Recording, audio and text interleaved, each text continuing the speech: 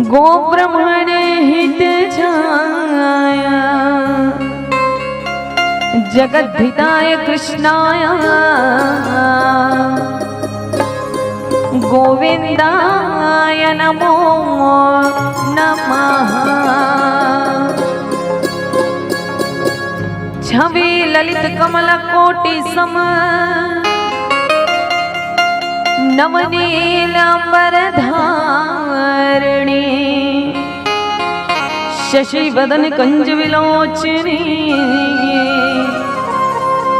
सिर चंद्रिका मृदुहासिनी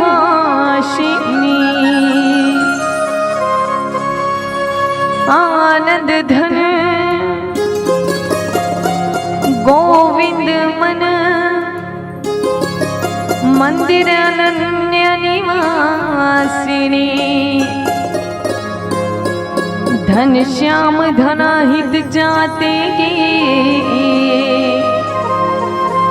धन श्याम धना हित मोरनी। जय जय श्री राधे जय जय श्री राधे जय जय श्री राधे। हरि ओम नमः पार्वते पतये नमः महादेव नमः। प्रेम से बोली बांके बिहारी लाल की श्रीमद् भगवत महापुराण की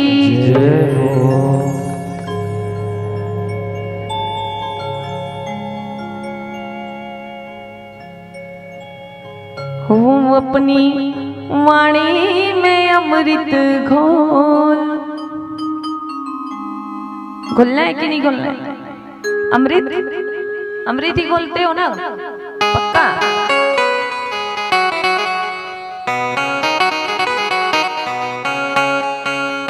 राधे राधे जपवाना ये भजन मेरा प्रिय है।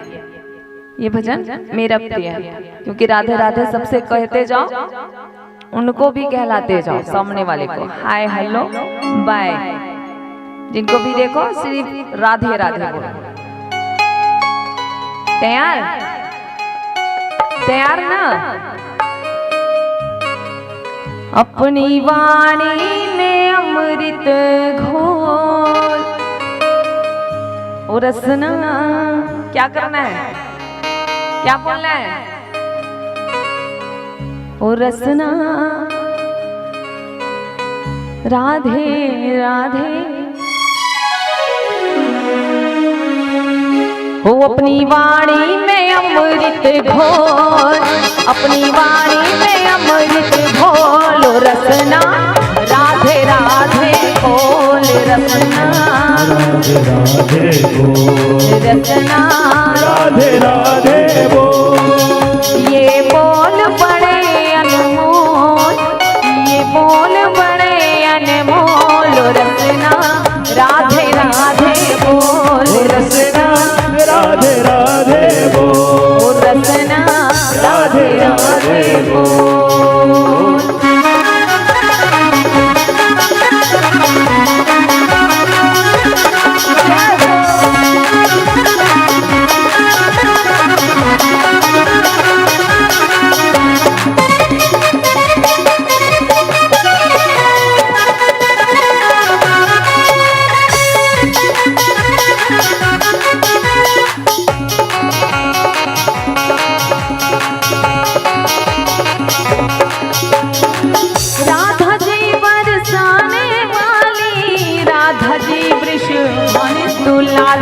राधा जी वृषभान दुलारी राधा जी वृषभान दुलारी राधा जी बरसाने वाली राधा जी वृषभान दुलारी राधा जी वृषभान दुलारी राधा जी वृषभान दुलारी। कहते हैं क्या?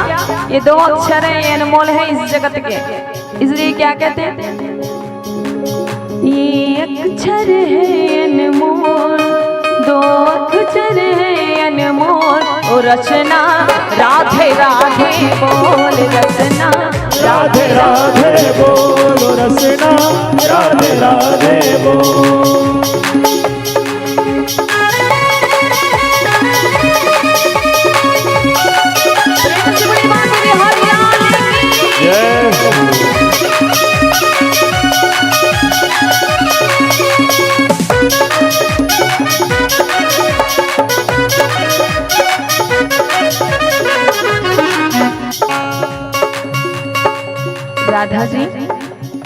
राधा जी क्या कर रही हैं? अपनी उंगलियों पर किसको नचा रही है? हमारे कान्हा जी को। और राधा जी हैं तभी कान्हा जी का प्रकट हुआ है, ऐसा मेरा कहना नहीं है, ऐसा भाव का कहना है। राधा जी महाराज रचावे, राधा जी नंदलाल रचावे, राधा जी नंदलाल नचावे, राधा जी नंदलाल नचावे, राधा जी महाराज रचावे, राधा जी नंदलाल नचावे, राधा जी नंदलाल नचावे, राधा जी नंदलाल नचावे। इस छवि को भर के नैनन में, इस छवि को भर के नैनन में, अंतस के पट खोलो रचना।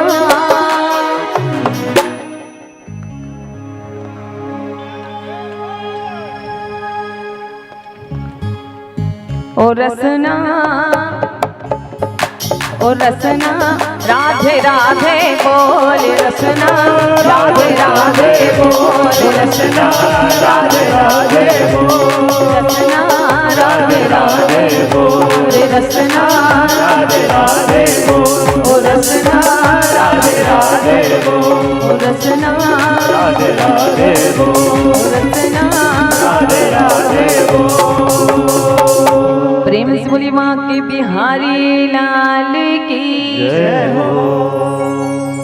कल की कथा में आपने भगवान श्री कृष्ण का विवाह आनंद मंगल से करें, आप सभी उसमें सहभागी बने।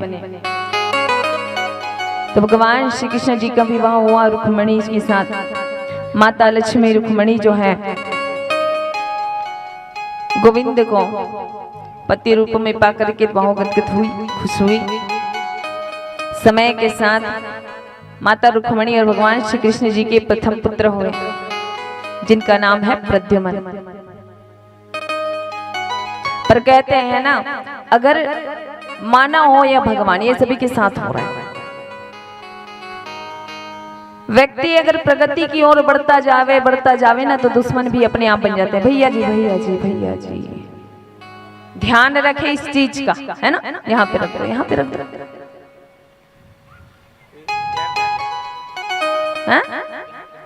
चहक बहरिया, फिर ज्यादा दिक्कत तुम लो, वही मोला कुछ नहीं हो, है ना। और ध्यान रखे कि पियैया खवैया यहाँ तक आई हिम्मत ना करे, ठीक है। भगवान के आसान है भैया, है ना। आराम से दूर में ही बैठे रहो, ठीक है।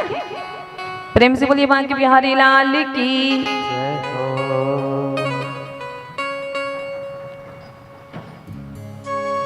तो मानव हो या भगवान, ये संसार का नियम है, ये सभी के साथ होता है। क्या अगर हम प्रगति की ओर बढ़ रहे हैं, कल झोपड़ी में रह रहे थे, अरे आज इसके पास महल कैसे आ गया, साइकिल में चलने वाला आज कार कहां से आ गया। आता है ऐसा भाव देख के, आता है दूसरों के लिए, आता है ऐसा भाव। यहां आया भगवान श्री कृष्ण जी हैं, जितने ऊंचे उठते गए ऊपर की ओर, उतने उनके दुश्मन अपने आप बनते गए। भगवान किसी को अपना दुश्मन बनाने के लिए नहीं गए, भगवान के दुश्मन अपने आप ही बन गए। तो समय बीता और समय के अनुसार उनका एक प्रथम पुत्र हुआ, जिनका नाम है प्रद्युम्न। पर भंबा संबरासुर के नाम राक्षस, उनके मन में कृष्ण के प्रति ऐसा द्वेष आ गया कि उनके जो प्रथम पुत्र है प्रद्युम्न जी, उनको प्रस्तुति ग्रह में जाकर के, प्रस्तुति का ग्रह में जाकर के उन्होंने क्या किया, प्रद्युम्न को उठा करके आकाश में चले गए।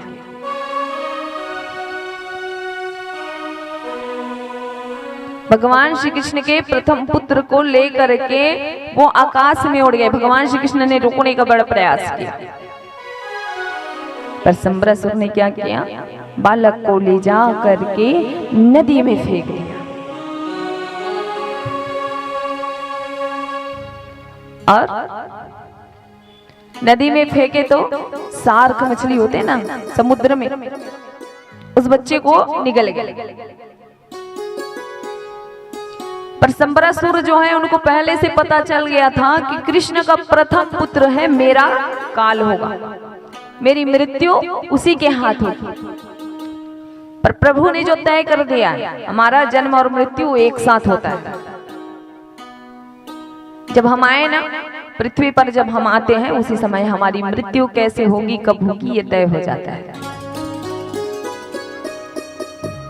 संबरासुर अपनी मृत्यु को टालने का प्रयास कर रहे हैं, और असत्य दुनिया में सब परिवर्तन कर लोगे, लेकिन मृत्यु जो है वो है कटु सत्य, इसको कोई बदल नहीं सकता। जिसको बदलने का प्रयास कर रहे हैं संबरासुर जी। संबरासुर बालक को ला करके समुद्र में फेंक तो दिए, समुद्र में बालक गिरा, पेट में गया मछली के। मछुआरों ने उसी मछली को पकड़ा और पकड़ के कहां भेज दिए, फिर से संबरासुर के यहाँ। घूम फिर के काल वहीं पहुंच गया। घूम फिर के काल कहां पहुंचा, उनके घर पहुंच गया। वो तो समुद्र में फेंक के आया था, पर देखिए मछुआरों की लीला और भगवान की लीला। मछुआरों ने मछली पकड़ी और वो मछली चला गया संबरासुर के घर। मछली को काटे और वहां खाना बनाने का कार्य करती है कौन, विधावती। भगवान शिव शंकर जी जब तीसरा नयन उदार अपने तीसरे नेत्र से भस्म किए थे कामदेव जी को, तो उनकी पत्नी जो है ना रुदन करते हुए प्रभु के चरणों में गई थी। जब शिव तीसरे नयन उदारे, निखरत काम भव जरी छारे। भगवान भोलेनाथ जी तीसरे नेत्र से कामदेव जी को भस्म किए थे, और माता रति जो है रुदन करते हुए भगवान भोलेनाथ से क्षमा याचना करके उनसे प्रार्थना की कि मेरे पति को वापस लाओ। तो भगवान भोलेनाथ ने कहा था कि तुम्हारा पति जो है द्वारिका नगरी में कृष्ण होंगे ना, राजा होंगे, भगवान श्री कृष्ण का प्रकट्य होगा, और उन्हीं का प्रथम पुत्र तुम्हारा पति तुम्हारा उनके प्रथम पुत्र के रूप में आएंगे। तुम संबरासुर के घर खाना बनाने का कार्य करना, तुम्हारे पति तुम्हें वही मिलेगा। विधावती जो है भोजन बनाने का कार्य करते हैं। मछली को जब काटे, पेट के अंदर से बच्चा निकला, तो विधावती कहती हैं कि इस बच्चे का मैं क्या करूंगी। तो नारद जी आकर के कहते हैं, हे विधावती, ये तुम्हारे पति ही हैं, याद करो तुम्हें वरदान मिला था। अब विधावती जी उसी बालक को छोटे से बड़े करें, पति हैं, जान गई हैं तो पति की सेवा तो करनी पड़ेगी ना। प्रद्युम्न जी जब बड़े हुए तो संबरासुर का विनाश करके विधावती से विवाह करके फिर पहुंचे कहां, द्वारिकापुरी। और द्वारिकापुरी में जब आकर के उन्होंने देखा, तब उनके पिताश्री के और विवाह हो गए थे 16,107। एक विवाह तो हमने कर दिया था 16,108 में, है ना, कल किए ना।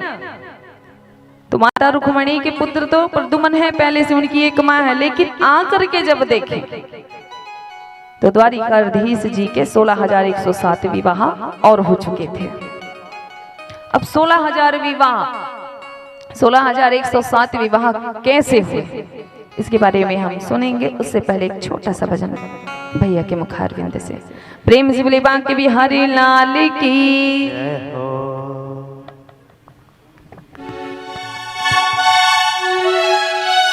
बोले वृंदावन बिहारी लाल की जय। छीन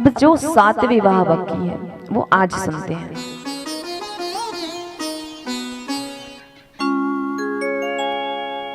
सत्रजीत नाम के एक राजा हुए, उनके पास प्रतिदिन 2 क्विंटल सोना देने वाली एक मणि थी। सत्रजीत राजा जो है उस मणि का 10 घंटे प्रतिदिन पूजा करते और उनसे उनको 2 क्विंटल सोना प्रतिदिन प्राप्त होता। अब एक बार राजा सत्रजीत जी को राजसभा में बुलाया गया, क्योंकि वास वो कहाँ कर रहे हैं, द्वारिका पुरी में। बाहर से आए थे, आकर बस गए थे। राजसभा में भी जब उनको बुलाए तो अपने गले में बढ़िया पहन करके उस मणि को चले गए। राजसभा में सभी लोग बैठे हैं, पर किसी के पास अत्यधिक सुंदर चीज हो ना, या नया कोई चीज हो, सबसे प्यारा चीज, तो सबका आकर्षण अपनी तरफ वो खींचना चाहता है कि देखो मैंने ये चीज पहना है। सत्रजीत राजा भी पूरे सभा में बैठे हैं, इतने सारे राजाएं भी बैठे हैं, राजा लोग बैठे हैं, हमारे द्वारिकाधीश भी अपना आसन लगा कर बैठे हैं। पर सत्रजीत राजा जी अपने मणि को बार बार सुधारते, बार बार ऐसे करते, लोगों का ध्यान अपनी तरफ खींचने का प्रयास करते। भगवान श्री कृष्ण जी ने कहा, क्या बात है, आपके पास तो बहुत सुंदर मणि है। कहते हैं कि आप इस मणि का क्या करते हो? सत्रजीत कहते हैं कुछ नहीं। तो अच्छा आप एक बात बताइए, इसमें जो प्रतिदिन 2-2 क्विंटल सोना निकलते हैं, आपके घर परिवार कितने हैं? आपके घर परिवार कितने हैं? इतने बता दीजिए मुझे, इतना ही बता दीजिए। तो सत्रजीत कहते हैं ज्यादा तो नहीं, मैं हूं, मेरा छोटा भाई है, मेरी वृद्ध पत्नी है और एक बेटी है।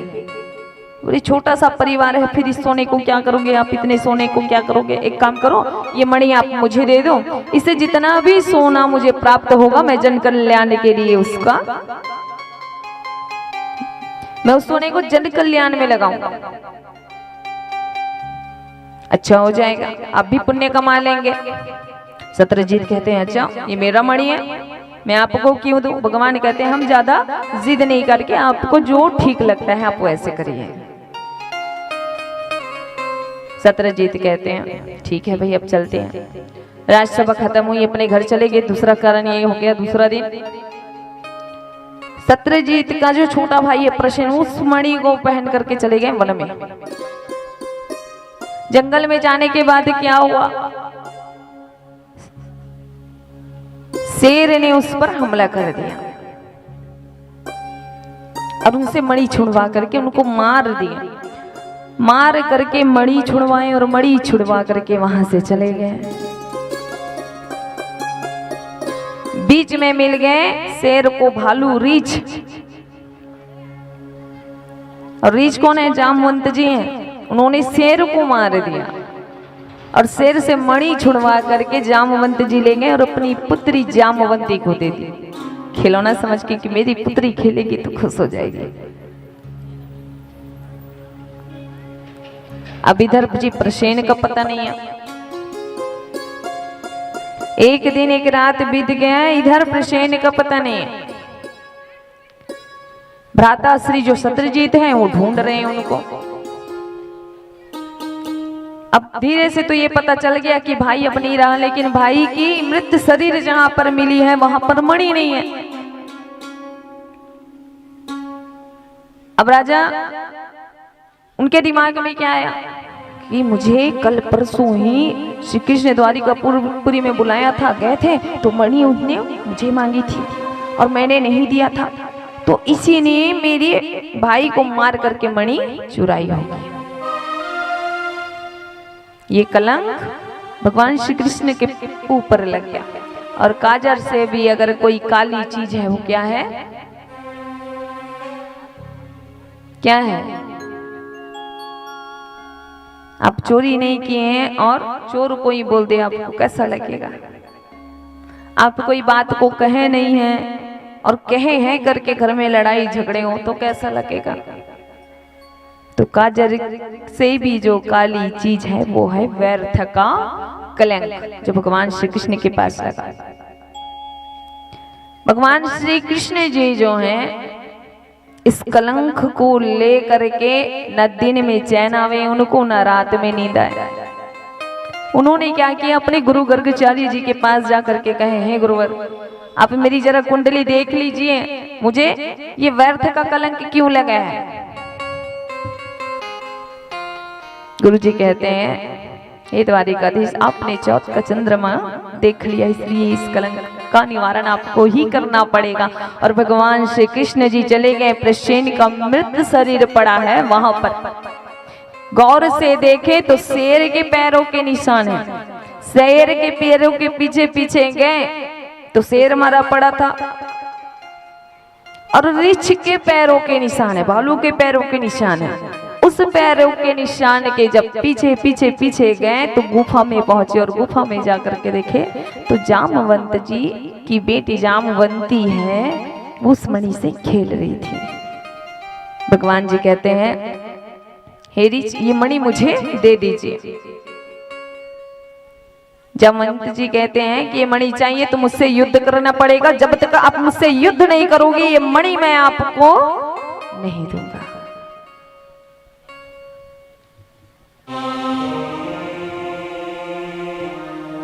तो दोनों में घमासान युद्ध होने लगता है। ऐसा युद्ध होता है, ऐसा युद्ध होता है कि एक एक नस जामवंत जी की ढीली हो जाती है।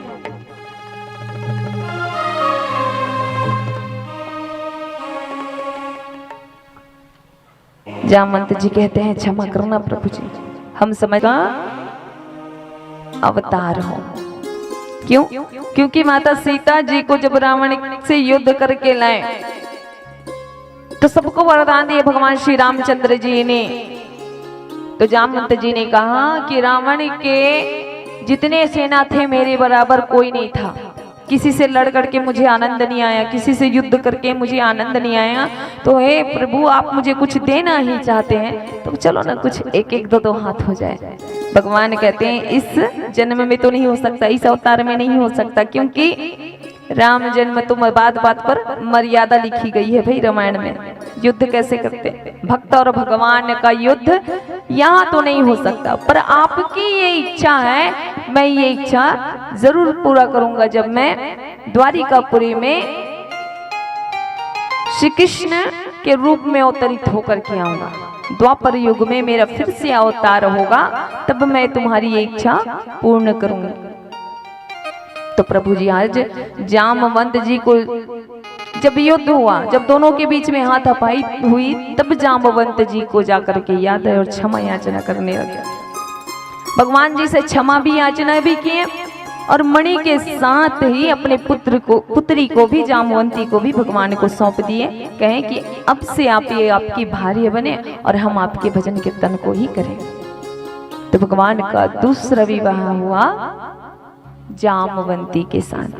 प्रेम से बोलिए द्वारिकाधीश की जय हो।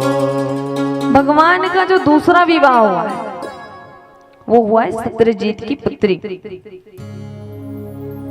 सत्यभामा के साथ। मणि ले जा करके दिए सत्यजीत को, तो उनको अच्छा नहीं लगा, उनको रात भर नींद नहीं आई। कहने लगे कि मैं व्यर्थ का कलंक भगवान के पास लगाया हूँ। एहसास होता है ना अंदर से कि हमने ये कर दिया, आज हमने ये गलत कर दिया, हमको ऐसा नहीं करना चाहिए था, हमको ऐसा नहीं बोलना चाहिए था। बिल्कुल ऐसा ही सत्यजीत के मन में ऐसा भाव आया और मणि के साथ साथ अपनी पुत्री को भगवान श्री कृष्ण को देने का संकल्प कर लिया।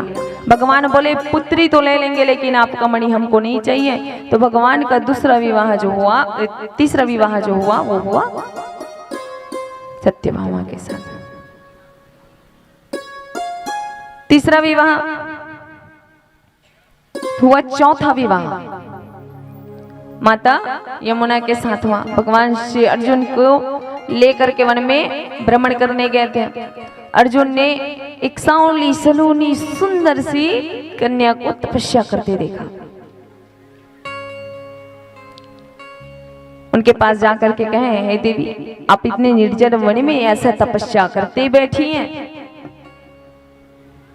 यहाँ हिंसक जानवर भी रहते हैं, आप यहाँ वन में क्या कर रही हैं? तो देवी कहती हैं कि मैं जो हूं द्वारिकापुरी के राजा को पति रूप में वर्ण करने के लिए यहाँ तपस्या कर रही हूं। तो कालिंदी का विवाह हमारे भगवान के साथ हुआ, चौथा विवाह। पांचवा विवाह हुआ मित्रविंदा से हुआ, छठवा विवाह हुआ नग्नजीति के साथ, सातवां हुआ भद्रा के साथ और आठवां हुआ लक्ष्मणा के साथ। कथा में प्रवेश हम जल्दी इसलिए कर रहे हैं क्योंकि कथा हमारा बहुत बड़ा है और समय हमारे पास बहुत कम है आज, इसलिए जो कथा आज का है उसे हम संक्षिप्त में आपके पास परोसने का प्रयास कर रहे हैं। आपको अभी थोड़ी देर पहले जैसे बताएं कि इंसान की प्रगति जैसे जैसे बढ़ते जाते हैं, दुश्मन भी उनके वैसे होते जाते हैं। भगवान का 8 विवाह तो हो गया, अब 16,100 के बारे में जानते हैं। भौमासुर नाम के एक राक्षस है, भूमि से उत्पन्न हुआ है वो, इसलिए उनका नाम है भौमासुर।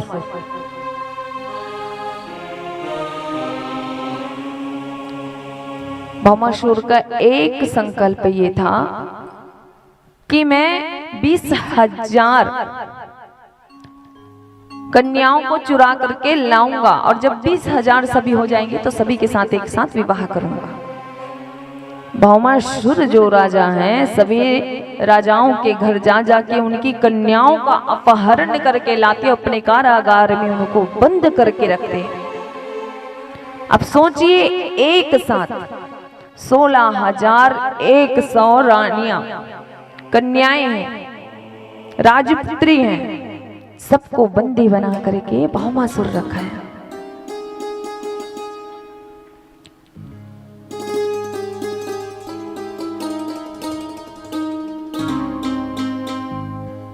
भगवान को जब पता चला, खबर पड़ी तो उनकी रख गया। साथ में सत्यभामा भी चले गए, जहां पति गए वहां वो भी गए, और दोनों ने मिलकर उन सारी राजकुमारियों को छुड़वाए और भगवान श्री कृष्ण ने भौमासुर का मानवीय गुणों से जीने का सम्मान दिया अपनी पत्नी के रूप में। सभी रानियों से कहें कि आपको अगर ठीक लगे तो आप हमसे विवाह कर सकते हैं। क्यों? क्योंकि उन सभी को वो छोड़ देते। भगवान श्री कृष्ण, जाओ तुम अपने अपने घर जाओ, तो जाने के बाद कोई माता पिता उनको स्वीकार नहीं करते। क्यों? क्योंकि इतने दिन से वो राक्षस के यहाँ कैद होकर आई है।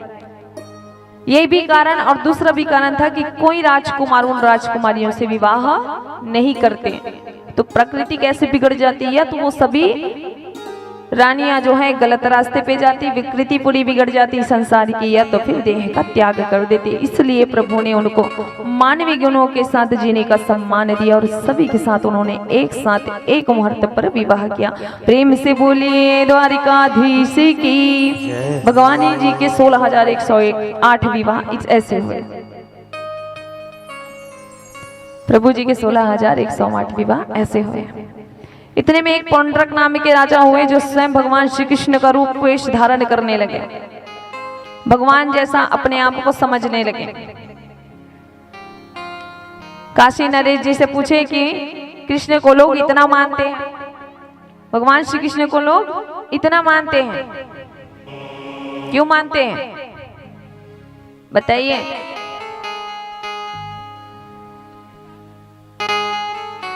प्रभु जब अवतरित होकर के आए भक्तों का, उन्होंने ऐसा भाव रखा है कि भक्तों के बिना उनका एक भी दिन नहीं चलता था। भगत के वश में है भगवान। तो देखिए, भक्तों के लिए ही प्रभु ने ये कार्य भी किया। क्यों? क्योंकि पौंड्रक जो राजा है वो संसार के लोगों को छल रहा था, भगवान श्री कृष्ण जी का रूप अनुकूल अपना बना के। इसलिए पौंड्रक का भी उद्धार किया, अर्जुन का कल्याण किया। अब इधर देखिए, पांडव आ गए। जरासंध जी का उद्धार करने के लिए। देखिए कैसे जरासंध जी जो हैं भगवान जी से, हमने कल बताया था ना आपको, कितने बार युद्ध किए, कितने बार, 17 बार। हाँ, और 18वें में जीत हासिल की। पांडव जो है एक बहुत बड़ा यज्ञ रखे, उस यज्ञ में बड़े बड़े राजाओं को बुलाए हैं, जिसमें द्वारिकाधीश को भी बुलाए हैं। द्वारिकाधीश जी जाकर कहने लगे पांडव से कि आप कह रहे हैं तो मैं आ जाऊंगा जरूर आपके यज्ञ में, और गए भी। भगवान कहते हैं अपने सभी राजाओं को अपने वश में कर लिया, अपने तरफ कर लिया। पांडव कहते हैं सबको तो कर लिए, लेकिन जो जरासंध है, जो जरासंध है वो तो हमारे पक्ष में नहीं है भाई। भगवान श्री कृष्ण का जी कहते हैं कि तुम्हें इतना बड़ा यज्ञ करना है तो उससे पहले तुम्हें जरासंध को मारना पड़ेगा। तो बोले अब कैसे मारेंगे, क्योंकि उसके पास तो इतनी सेना है कि हम जाके उसे मार नहीं सकते। तो भगवान जी कहते हैं कि जिसने धर्म के अवरुद्ध कार्य किया वैसे को छल से मारना, इसमें पाप नहीं लगता। तो भगवान जी अर्जुन और भीमसेन को लेकर के गए और सभी ने अपनी वेशभूषा बदल ली, पंडित के रूप में, संत के रूप में जरासंध के यहाँ गए। जरासंध जी हैं तो बड़े राक्षस प्रवृत्ति के, लेकिन संतों को बहुत मानते हैं। क्यों? क्योंकि संतों की कृपा से उन्हें 18वीं बार भगवान श्री कृष्ण से जीत मिली थी। 17 बार तो भगवान श्री कृष्ण ने उनको हरा दिया, लेकिन 18वीं बार जो जीत मिली किनकी कृपा से? संतों की कृपा से। इसलिए संतों का बड़ा आदर करते हैं। जरासंध जी जो हैं संतों का बड़ा आदर करते हैं, सम्मान करते हैं। इसलिए भगवान श्री कृष्ण जी अर्जुन और भीमसेन जी को लेकर के गए, पांडवों को लेकर के गए ब्राह्मण का रूप धारण करके। जरासंध जी के महल में पहुंचे, बड़ा सत्कार कर रहे हैं, उनका स्वागत कर रहे हैं, कह रहे हैं अहो भाग्य हमारे कि 3 ब्राह्मण एक साथ मेरे घर पधारे, एक साथ 3 संत मेरे घर पधारे।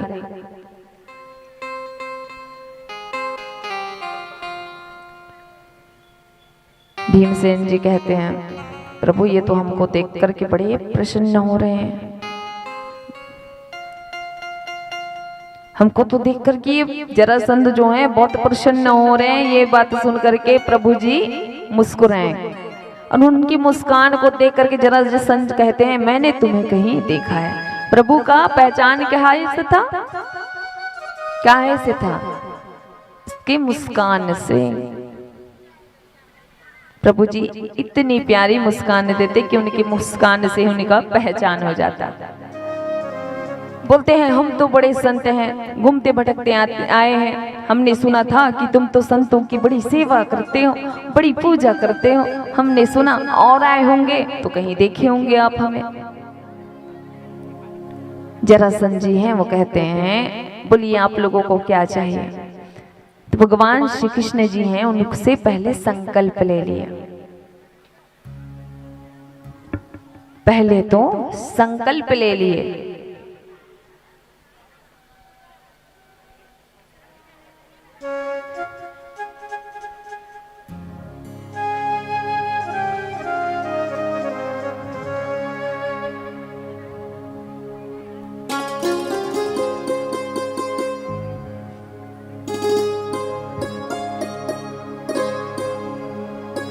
प्रेम से बोली मां के बिहारी लाल की जय हो।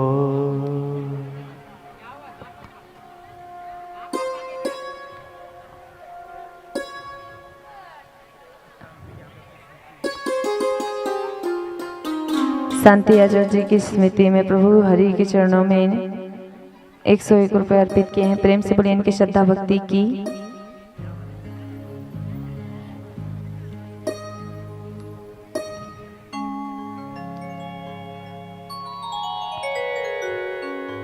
सुधा, ओनीस, यशस्त्री धनकर जी की तरफ से हरि के चरणों में 501 रुपये अर्पित किया गया है। प्रेम से बोलिए इनके कुटुंब परिवार की। चलिए अभी थोड़ा सा अस्त व्यस्त हो गया है सबका, एक भजन से अपने आपको जोड़ो, फिर कथा से हम जोड़ते हैं, ठीक है। और एक चीज और, आपको आसन में कुछ भी धन अर्पित करना है, आज चढ़ाउतरी है इस कारण, तो नाम यहाँ पर लिखा देंगे, नाम यहाँ पर लिखा देंगे, आसन में आप रख देंगे, जो भी धन लाए, जो भी अन्न लाए हैं उसको अर्पित कर देंगे, नाम यहाँ पर लिखाएंगे। फिर मैं आखिरी में सबका नाम आराम से पढ़ूंगी, कथा के बीच में पढ़ूंगी, फिर है ना सबका ध्यान हट जाता है, इसलिए नाम यहाँ पे लिखवा देना, समझ गए सर। और जो बाद में आएंगे ना उन लोगों को आप लोग समझा देना, ठीक है। प्रेम से बोलिए बांके बिहारी लाल की, राधे राधे। जय श्री राम।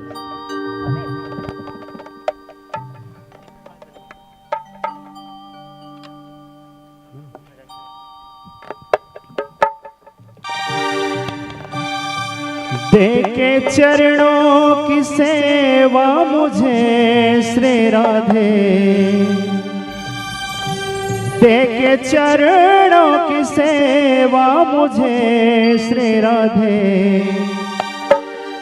मेरी किस्मत बना दीजिए श्री राधे, मुझे अपना बना लीजिए। तो आइए सभी मीठी मीठी तालियों के साथ एक बार जयकारा हो जाए, बढ़िया दोनों हाथ ऊपर करके बोले बांके बिहारी लाल की। श्री राधा राधा श्री राधा, श्री राधा राधा श्री राधा, श्री राधा राधा श्री राधा, श्री राधा राधा श्री राधा, श्री राधा राधा श्री राधा, श्री राधा राधा श्री राधा, श्री राधा राधा श्री राधा, श्री राधा राधा श्री राधा।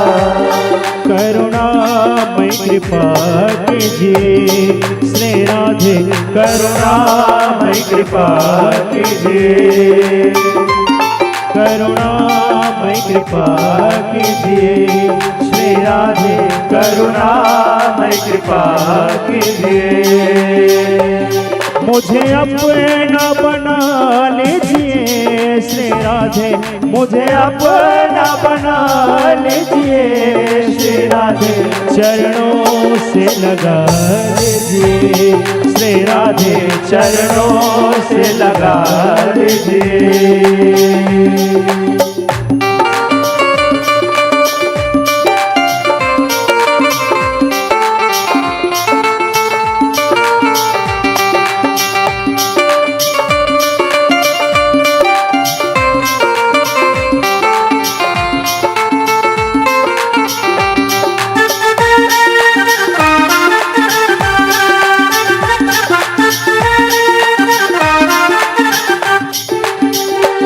बीच मझधार में आप फंसे श्री राधे, बीच मझधार में आप फंसे श्री राधे, बीच मझधार में आप फंसे श्री राधे, बीच मझधार में आप फंसे श्री राधे, पार नैया लगा दीजिए श्री राधे, पार नैया लगा दीजिए, करुणामय कृपा कीजिए श्री राधे, करुणामय कृपा कीजिए श्री राधे, मुझे अपना बना लीजिए श्री राधे, मुझे अपना बना लीजिए।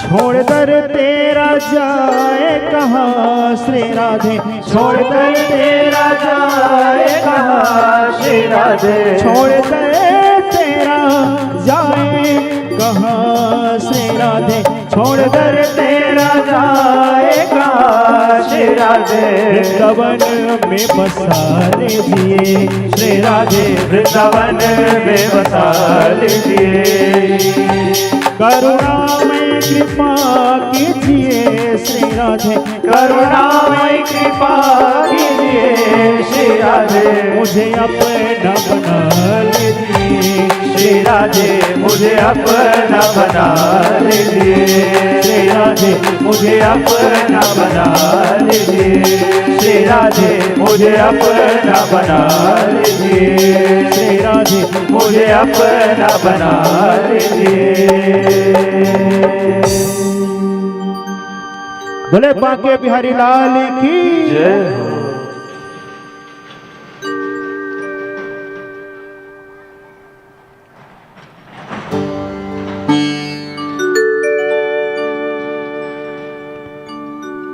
अब जरासंध जी के पास गए वेश बदल करके, और वेश बदल के जब गए तो संतों से कहे जरासंध जी क्या चाहिए आपको, बोलिए मैं आपकी कैसी सेवा करूं।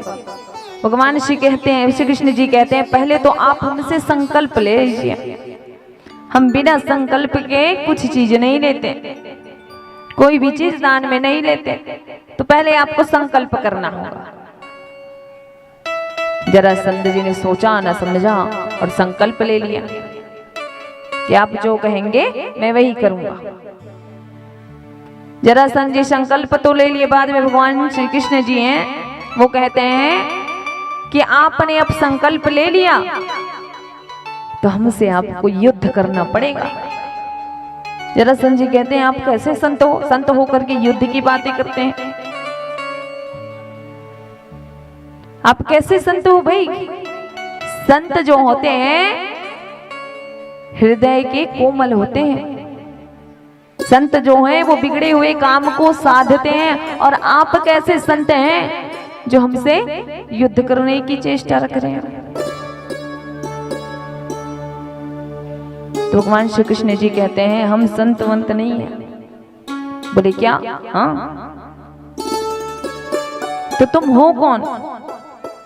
भगवान श्री कृष्ण जी कहते हैं मेरे दाहिने ओर जो है, मेरे दाहिने ओर जो है वो भीमसेन है, और मेरे बाईं ओर जो है वो है अर्जुन, और तुम कौन हो? मैं उसके मामा का लड़का हूं। जरासंध जी समझ गए। अब मन में सोचे जरासंध जी ने कि अब इनसे युद्ध करूंगा तो जीती जीताई जो बाजी, एक तो 17 बार युद्ध करने के बाद आखिरी बार मैं हारा हूं, जीता जूताया जो हूं वो हारा कहलाऊंगा, इसलिए कहे कि हम आपसे युद्ध नहीं करेंगे, तुम हमसे हार गए हो। अर्जुन की तरफ देख के कहते हैं तो बिल्कुल पतले दुबले से हैं, ये मेरे लायक बिल्कुल नहीं है, इससे भी मैं युद्ध नहीं करूंगा। अब कौन बचा? कौन बचा? आवाज अच्छे से औ बने हुकारू देवा। कौन? भीमसेन। भीमसेन जी की तरफ देख के कहे मुझे युद्ध करना है तो मैं इससे ही युद्ध करूंगा। भीमसेन जी तो ऐसे फूल गए, आहा, भीमसेन जी एकदम गदगद हो गए, फूल गए, मतलब श्री कृष्ण को भी फैल कर दिए, अर्जुन को भी फैल कर दिए, अब पास में हो गया, मतलब मैं बलशाली हूं इन लोग। भगवान श्री कृष्ण कहता है ठीक है ठीक है। अर्जुन देख रहे हो कैसे भीमसेन भैया जी फूल रहे हैं, होता है ना, तो किसी की जरूरत से ज्यादा तारीफ कर दो तो फूल जाता है, चने के झाड़ में चढ़ जाते हैं। चढ़थो का नहीं तो मन तेला बताओ, हैं चढ़थो ना? हाँ, ज्यादा चढ़ना भी नहीं चाहिए, काबर की पुक्कले गिरते हो इसने मन। प्रेम से बोलो राधे राधे। तो भीमसेन भैया जो हैं एकदम गदगद हो रहे हैं, फूल रहे हैं, इन लोगों को फैल कर दिए, मुझे पास कर दिए, मैं ही सबसे ज्यादा बलशाली हूं, मेरे पास ही ज्यादा ताकत है, इन लोगों के पास ताकत नहीं है, इन लोगों के पास युद्ध करने की क्षमता नहीं है, इसलिए भीमसेन कहते हैं कि जरासंध ने मुझे चुना है। अब जरासंध और भीमसेन के बीच ऐसी लड़ाई हुई, ऐसी घमासान युद्ध हुई कि युद्ध दिन और रात चलती रही विश्राम लेने की। इति देखो, उति मत देखो।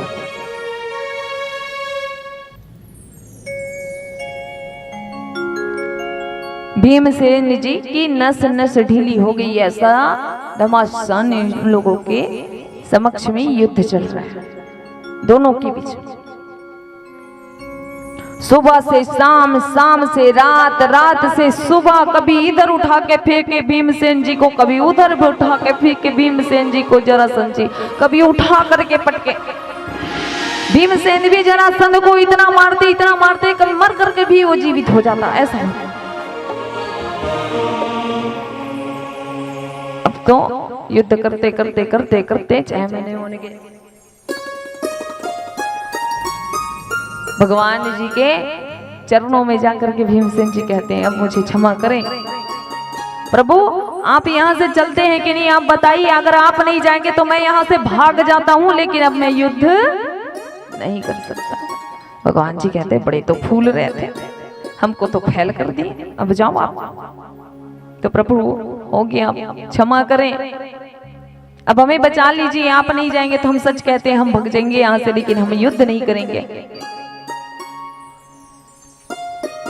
भगवान श्री कृष्ण जी हैं, द्वारिकाधीश जी हैं, भीमसेन जी को युद्ध करते करते युद्ध के बीच में इशारा किए, एक तिनका उठाए और तिनका उठा करके बीच से फाड़ करके दोनों को अलग अलग दिशा में फेंके और ऐसा करके जरासंध जी का उद्धार करवा दिए भीमसेन के हाथों। प्रेम से बोलिए भक्त भगवान की। तो देखिए, चाहे बल हो चाहे धन हो, प्रत्येक परिस्थिति में आप एक रस रहो, यही ज्यादा जरूरी है।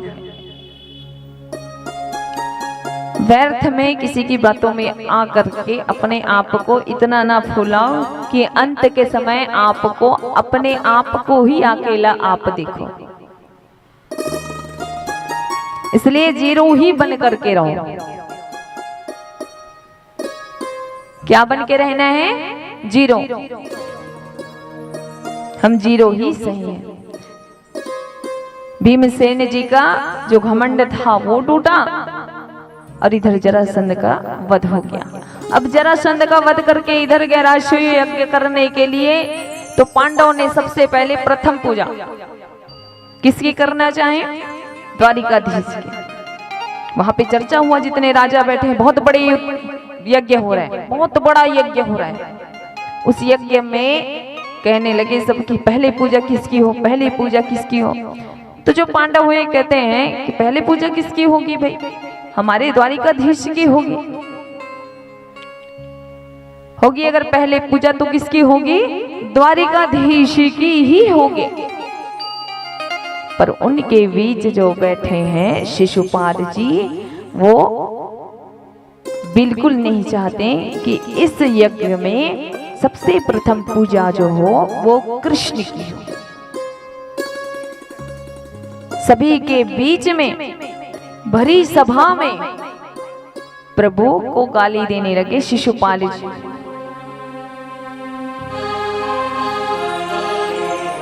भगवान श्री कृष्ण को गाली देने लगे तो चुपचाप बैठेंगे क्या?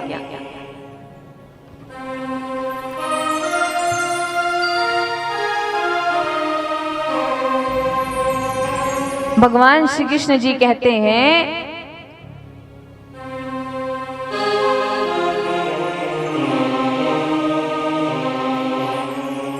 भगवान श्री कृष्ण जी कहते हैं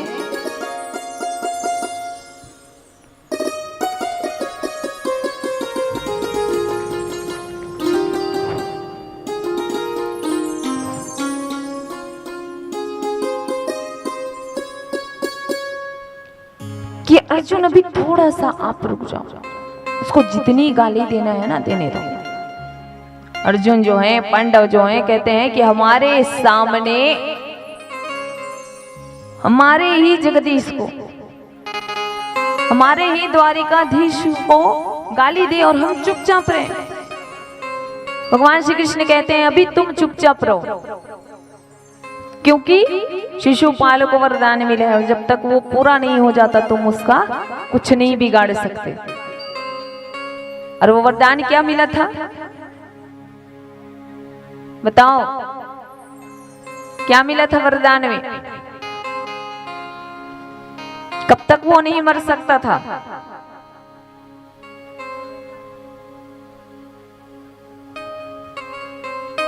शिशुपाल जी कब तक नहीं मर सकते थे?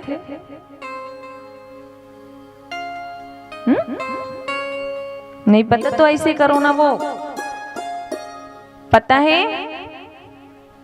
हाँ बताओ। हाँ हाँ बताना काकी।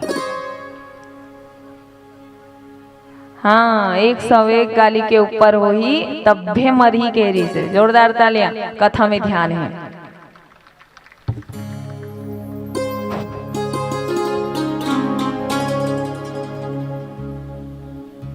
तो भगवान जी बोले अभी रुक जाओ।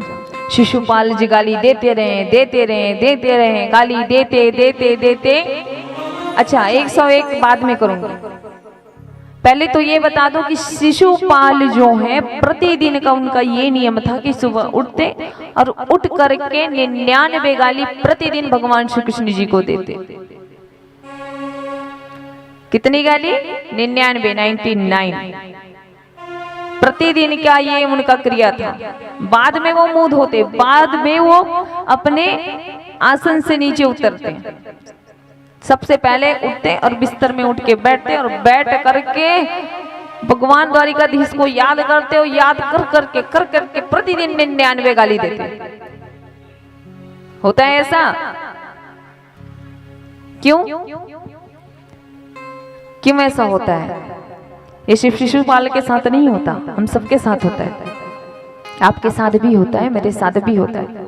संसार का नियम है, जो व्यक्ति अगर अच्छा कर्म कर दे आपके साथ, आपका मित्र है, मित्र के घर से निमंत्रण अगर आया है, कह दे कि कोई क्या करके कह दे आपके मित्र मिले थे भाई, आपको बैठने के लिए बुलाए हैं, तो हमारा भाव कैसा रहेगा? ठीक है आज नहीं तो कल चले जाएंगे और परसों भूल जाएंगे इस बात को, है ना? बुलाए हैं वो बात को हम भूल जाएंगे। लेकिन अगर किसी ने हमारा कुछ बिगाड़ दिया, हमारे लिए कुछ बुरा कर दिया, उसका चेहरा हम दिन रात स्मरण करते हैं। बोलो हाँ कि ना? मित्र को आप भूल जाओगे लेकिन दुश्मन को आप नहीं भूलते, है ना? मन में ऐसा भाव आता है, कैसा? दुश्मनी अगर किसी से हो गई तो मेरा घर आधा जलेगा चलेगा, मेरा घर जो है आधा जलेगा चलेगा, लेकिन मेरे पड़ोसी का जो घर है ना पूरा जलना चाहिए। सही है? होता है ऐसा? मेरी एक आंख फूट गई तो चलेगा, मेरी एक आंख फूट गई तो चलेगा, लेकिन पड़ोसी के तो दोनों आंख फूट ही जाए। होता है? होता है ऐसा? होता है ऐसा?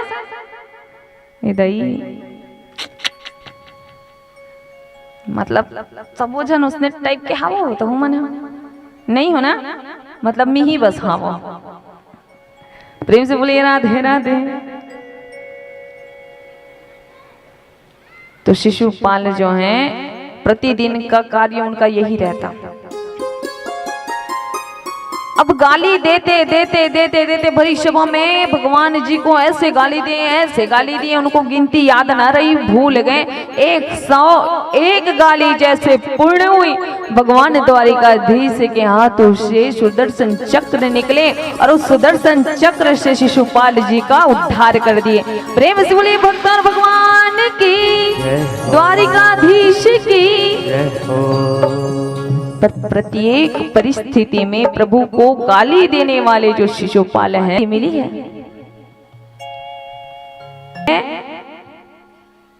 कि बड़े बड़े संत हैं, ज्ञानी हैं, उनको ऐसी मुक्ति नहीं मिली, वैसी मुक्ति शिशुपाल को मिली है।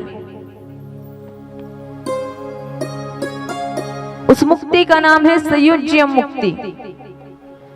ये मुक्ति के लिए संत भी तरसते हैं, ऋषिगण आत्मनल गण समझते हैं, तरसते हैं। ऐसी मुक्ति शिशुपाल को मिली है। जब सुदर्शन चक्र शिशुपाल के गले को काटे तो उनके शरीर से जो जीवात्मा निकला वो प्रभु के चारों तरफ भ्रमण करके उनके चरणों में विलीन हो गए। उसे कहते हैं संयुज्य मुक्ति। तो भगत जब प्रभु के चरणों में अपने जीवन को सौंप दे, किसी भी प्रकार से, ईर्ष्या से, द्वेष से, भगवान ने ईर्ष्या भी बनाना है तो अपने लिए बनाया है, मुझसे करो जितना ईर्ष्या करना है। क्रोध भी बनाया है तो अपने लिए बनाया, कहते हैं कि क्रोध भी करना है तो मुझसे करो, प्रेम भी करना है तो मुझसे करो, क्योंकि आपको इस सब का फल अच्छा ही मिलेगा। और इस संसार के लोगों में अगर फंसे रहोगे तो परिणाम ये होगा कि आखिरी में आपको कुछ नहीं मिलने वाला। इसलिए ये क्रोध भी मेरे लिए मैंने बनाया है, मुझसे करो क्रोध। सबरी ने क्रोध किया था, प्रभु जी अब नहीं आ रहे, अब नहीं आ रहे, कब आएंगे।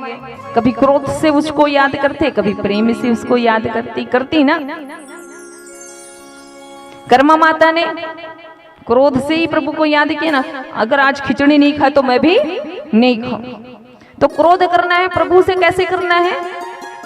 भाव दिखावे का हो, अंदर से नहीं होना चाहिए क्रोध। क्रोध कैसा होना चाहिए? जो पल पल में वो क्रोध मिट जाए, ऐसा क्रोध होना चाहिए। अंदर का क्रोध नहीं होना चाहिए। प्रेम से बोलिए बांके बिहारी लाल की। आइए आप सभी के बीच मेरा छोटा भाई अमन बैठा है, प्रयास कर रहे हैं मीठा सा भजन आप सभी के बीच। तत्पश्चात कथा में हम आगे प्रवेश करेंगे। प्रेम से बोलिए बांके बिहारी लाल की जय हो।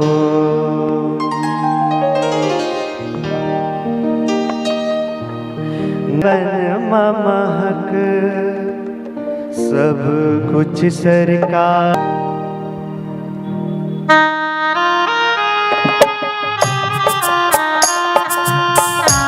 मीठी मीठी तालियों के साथ सब कोई भजन करें।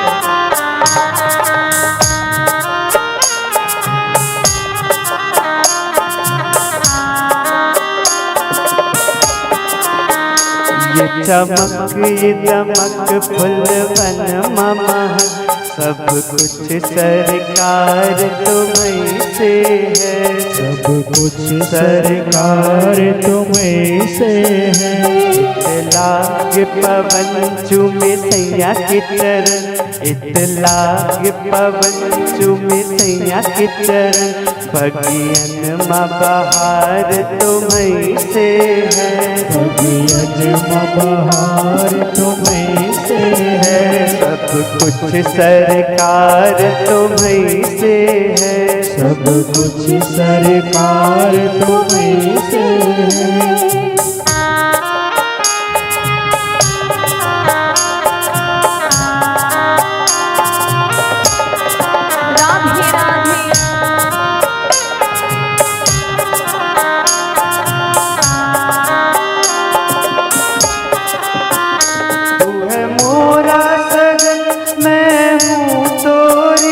अब लाज बलम रखियो मोरी। तू है मोरा सजन मैं हूँ तोरी। अब लाज बलम रखियो मोरी। चाहे इत जाओ चाहे इत जाओ चाहे इत जाओ चाहे इत जाओ। मेरे दिल को प्यार तुम्हीं से है। सब कुछ सरकार तुम्हीं से है। सब कुछ सरकार तुम्हीं से है।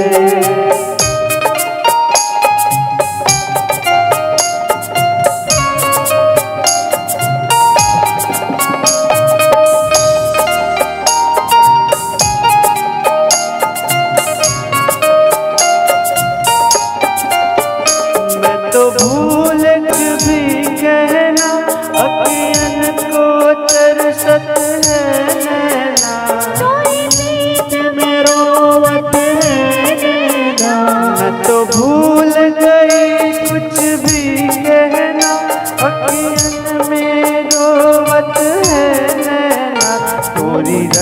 रग बसी है प्रीत तोरी, रग रग में बसी है प्रीत तोरी, अखियन मकुमार तुम्हीं से है, सब कुछ सरकार तुम्हीं से है, सब कुछ सरकार तुम्हीं से है, सब कुछ सरकार तुम्हीं से है।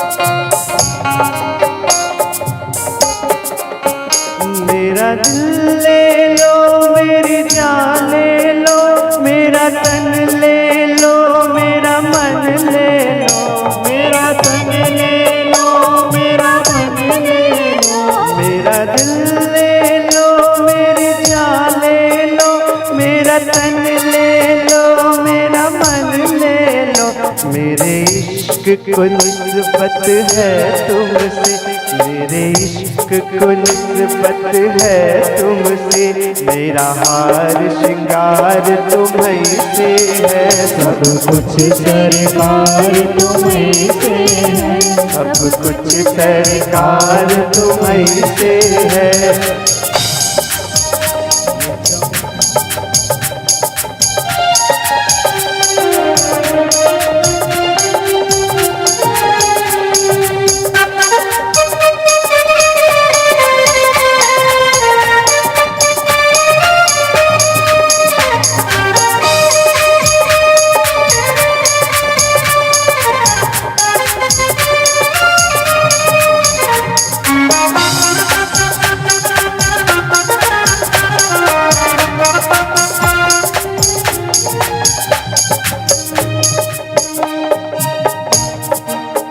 कहे जोगन थाम तोरी भैया, तुम जानत हो सब कुछ सैया, तुम जानत हो सब कुछ सैया, कहे जोगन थाम तोरी भैया, तुम जान रूए दाग लिया, तोरी प्रीत में रूए दाग लिया, ये बनाओ श्रृंगार तुम्हीं से है, सब कुछ सरकार तुम्हीं से है, सब कुछ सरकार तुम्हीं से है, सब कुछ सरकार तुम्हीं से है, सब कुछ सरकार तुम्हीं से है, सब कुछ सरकार तुम्हीं से है, सब कुछ सरकार तुम्हीं से है, सब कुछ सरकार तुम्हीं से है।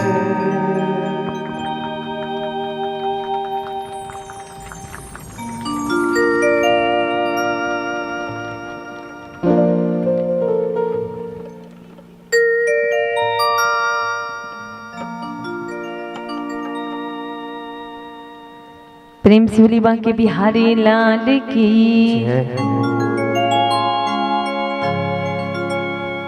आइए अब चलते हैं सुदामा जी की कथा सुनने।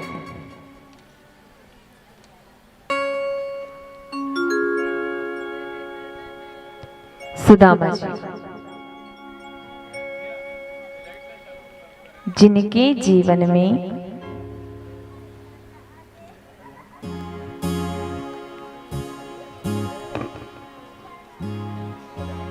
जिनके जीवन में विपत्ति पर विपत्ति आवे, आपत्ति पर आपत्ति आवे, कष्ट पर कष्ट आवे,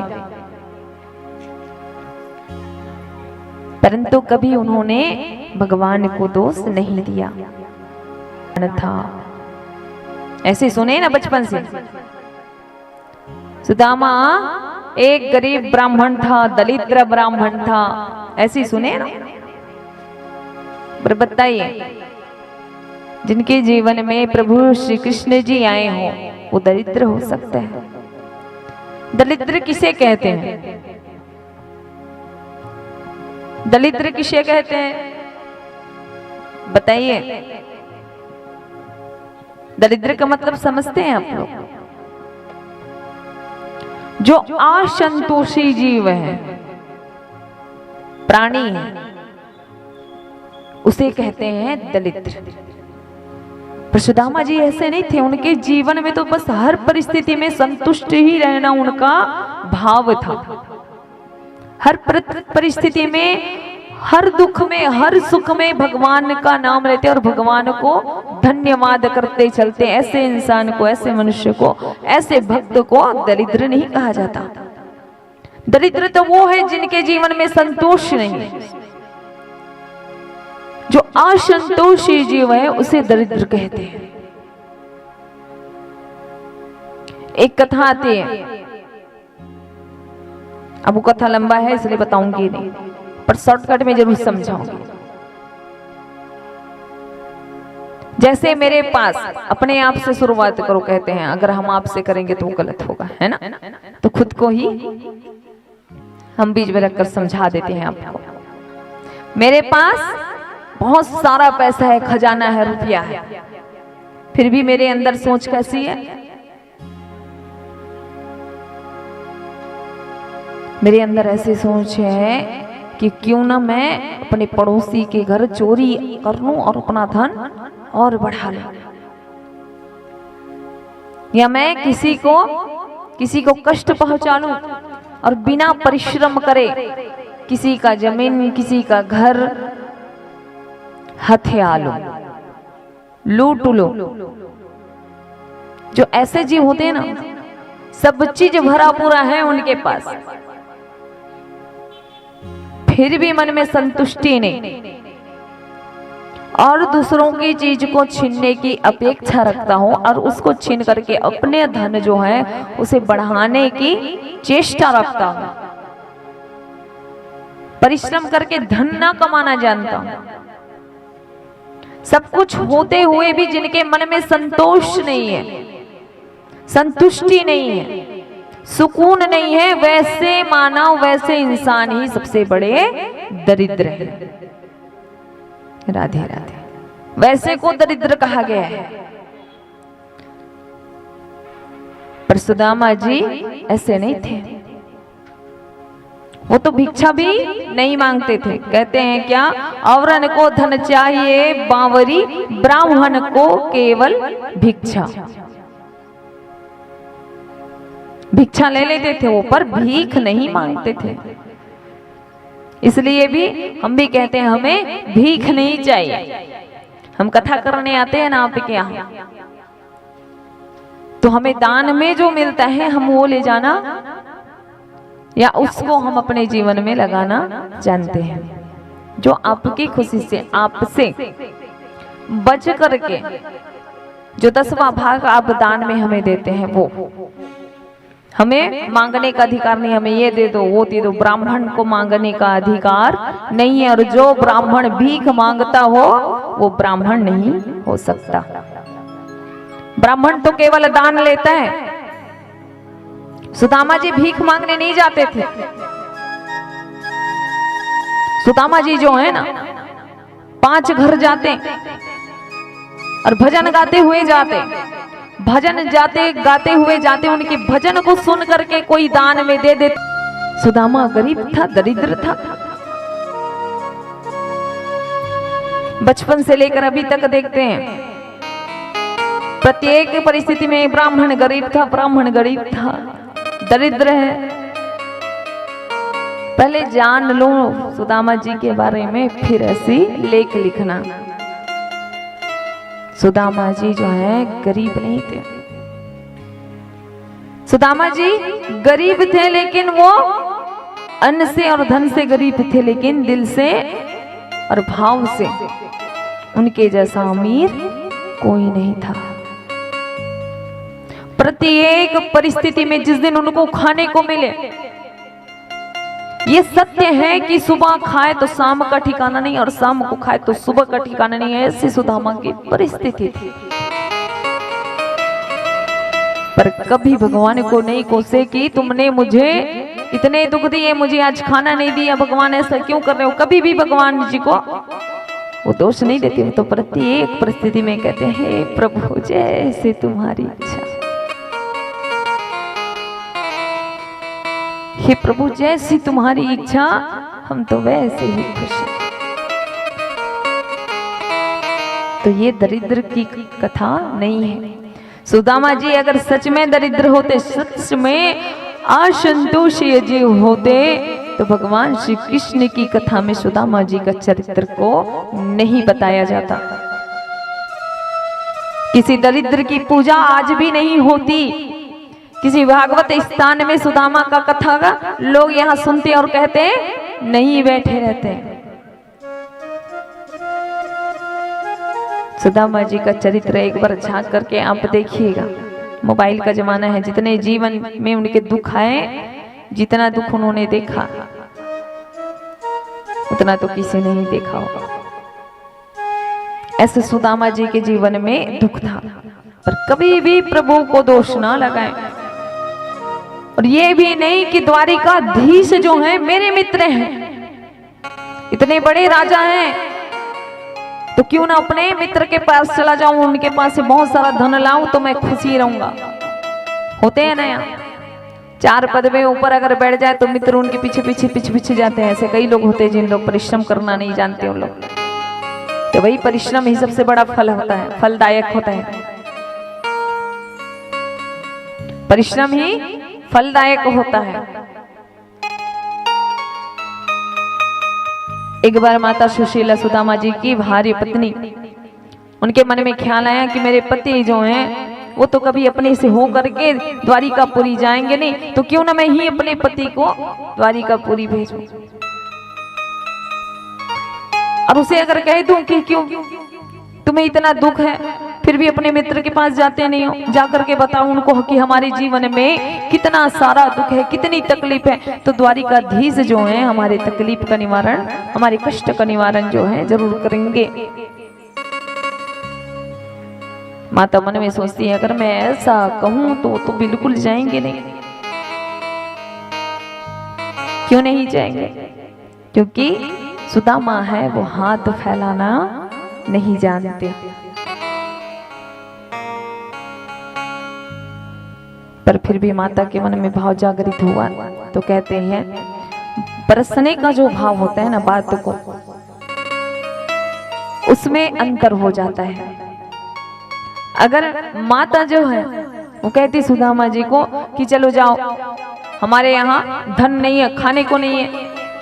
जितने कष्ट में माता रही, सुशीला माता जी रही, सुशीला प्रत्येक परिस्थिति में माता सुशीला जो है अपने पति के साथ रही। वो तो अपना भूख भी बर्दाश्त कर लेती, पर जो छोटे छोटे बच्चे हैं ना, उनके लिए माता ने ऐसा किया कि कोई षड्यंत्र क्यों ना करूं, कुछ सोचो क्यों ना, कुछ स्वांग क्यों ना रचो, क्योंकि मैं अपने पति को कहूंगी कि जाओ द्वारिकाधीश और वहां से प्रभु से धन मांग कर लाओ, ताकि मैं अपना जीवन यापन, अपने बच्चों को जीवन खाना पीना अच्छे से कर सकूं। तो वो बिल्कुल नहीं जाएंगे।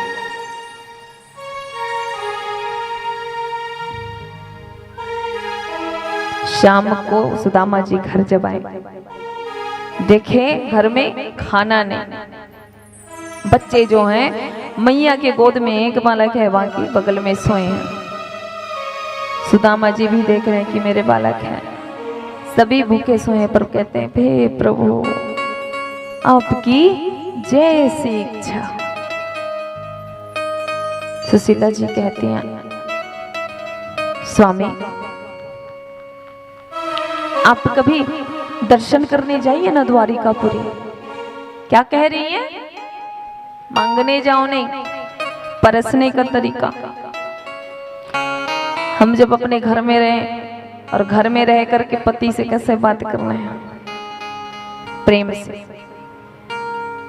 2 तरीके से होता है परसने का। आप अगर भाव से परस रहे हैं कि आज घर में ये सामान नहीं है, ला लेना, ठीक है। अरे घर में ये सामान नहीं है, लाए नहीं, हो गया ना फर्क।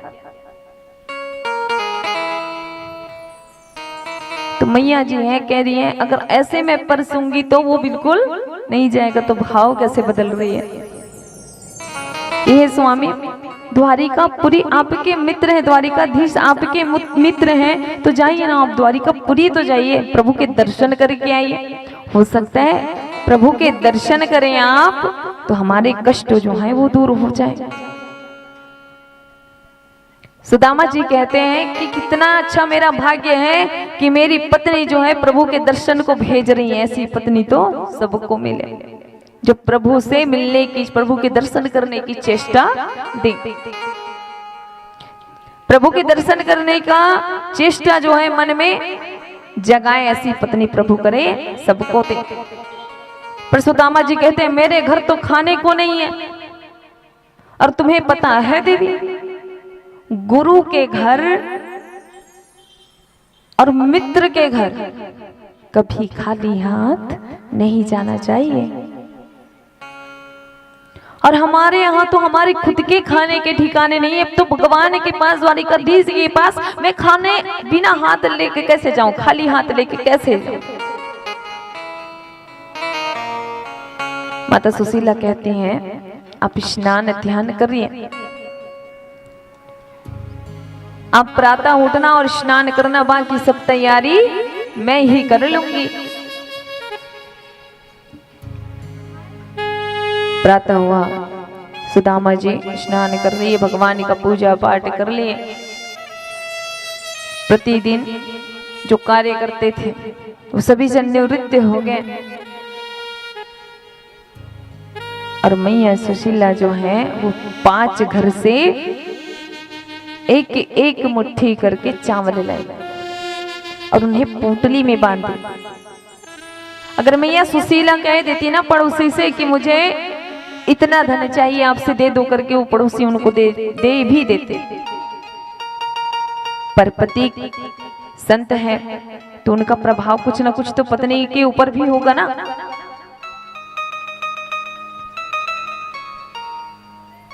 मैया सुशीला ने क्या किया कि 5 घरों से एक एक मुट्ठी करके चावल ला लिए। और 5 घरों का चावल अलग अलग प्रकार का होता है ना, कोई किसी ने चिवड़ा दिए, किसी ने चना दिए, किसी ने अन्न दिए। तो जो 5 प्रकार के अन्न हैं उसको एक जगह एक पोटली में भी बांधोगे तो अलग अलग दिख ही जाएगा। बस अपनी बुद्धि का प्रयोग करके अपने घर में जो कष्ट है उसे माता सुशीला ने ऐसे सजा करके सुदामा जी को उनके हाथ में सौंपे।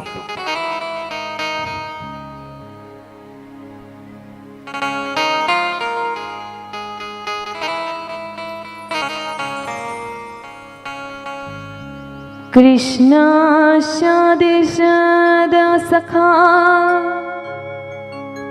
कश्यद ब्राह्मणो ब्रह्मवितमः विरक्त इंद्रियार्थेषु प्रसन्नात्मा जितेन्द्रियः।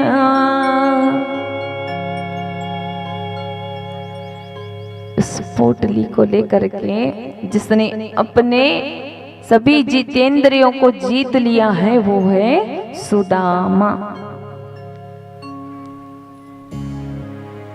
अपनी सभी जितेंद्रियों को, न उनको धन चाहिए, न वैभव चाहिए, न स्वर्ग चाहिए, न संपत्ति चाहिए। जिसने अपनी सभी इंद्रियों को जीता है वो है सुदामा।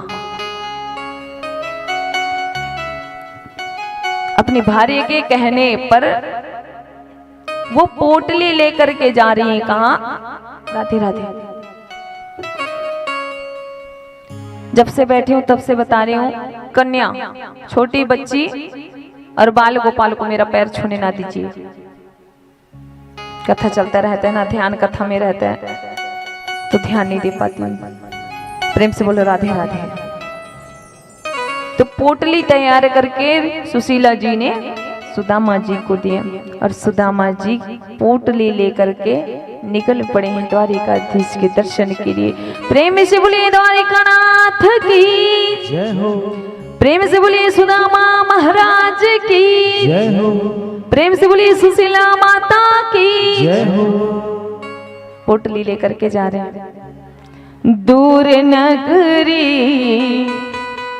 बड़ी दूर नगरी, हाँ कितनी दूर है, कितनी दूर है। भगवान श्री कृष्ण की जी के दर्शन के लिए द्वारिकापुरी के लिए जब सुदामा जी निकले ना तो 6 महीने लग गए उनको चलते चलते चलते। अब मन में भाव लाओ, 6 महीने चलते उनको हो गया तो उनकी पैरों की परिस्थिति क्या होगी। दूर नगरी, बड़ी दूर नगरी, हाँ दूर नगरी, दूर नगरी, हाँ दूर नगरी, बड़ी दूर नगरी, हाँ दूर नगरी, बड़ी दूर नगरी। कैसे आऊं मैं कन्हैया, कैसे आऊं मैं कन्हैया, तेरी गोकुल नगरी, बड़ी दूर नगरी, हाँ दूर नगरी, बड़ी दूर नगरी, हाँ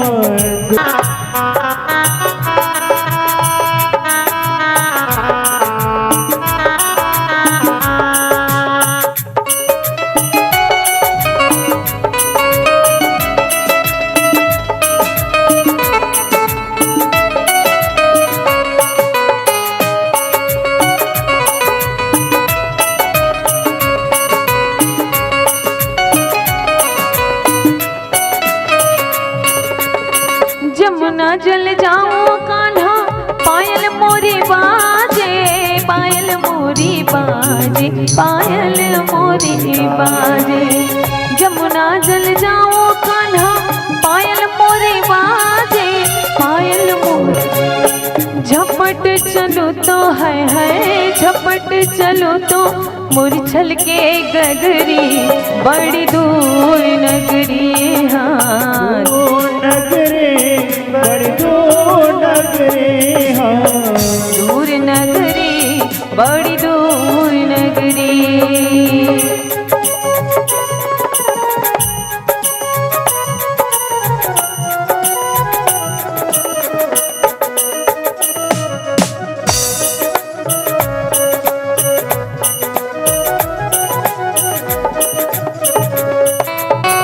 रात में आऊं तो कान्हा डर मोहे लागे, डर मोहे लागे कान्हा, डर मोहे लागे। रात में आऊं तो कान्हा डर मोहे लागे, डर मोहे लागे, शर्म मोहे लागे। दिन में आऊं तो है, दिन में आऊं तो मोहे देखे नगरी, सारी दूर नगरी, हाँ दूर नगरी, बड़ी दूर नगरी, हाँ दूर नगरी, बड़ी दूर नगरी, हाँ दूर नगरी, बड़ी दूर नगरी, हाँ दूर नगरी, बड़ी दूर नगरी, हाँ दूर नगरी, बड़ी दूर नगरी। कान्हा जी की नगरी बड़ी दूर है, कान्हा जी की नगरी बड़ी दूर है। सुदामा जी चलते चलते चलते चलते यमुना के किनारे तक पहुंच गए। 6 महीने हो गए।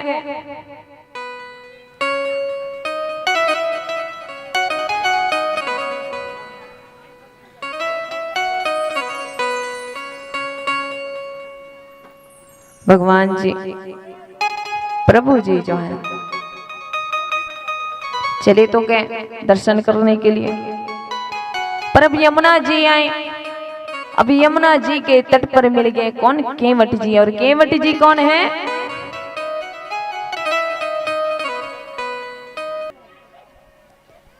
भगवान का ही रूप है। द्वारिकाधीश जो हैं वेश बदल करके आए हैं, किनके रूप में? सुदामा जी को पार लगाने केवट के रूप में।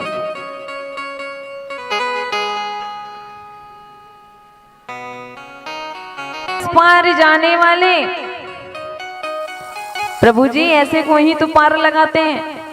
यमुना के किनारे पर खड़े हैं, अपनी नाव को लेकर के और आवाज दे रहे हैं, कोई है द्वारिकापुरी जाने वाले? बस अकेला जाएगी, अकेली ही जाने वाली है, बाकी किसी को नहीं जाना। कोई है, किसी को पार जाना है, उस पार जाना है, प्रभु जी की नैया में बैठना है, बैठना है ना। सुदामा जी भी कहे, अरे ओ भैया भैया रुकिए रुकिए रुकिए, हमें भी जाना है। अरे ओ केवट महाराज रुकिए रुकिए, मोई को भी बाहर दूर ले जाओ, उस पार जाना है मोई को भी।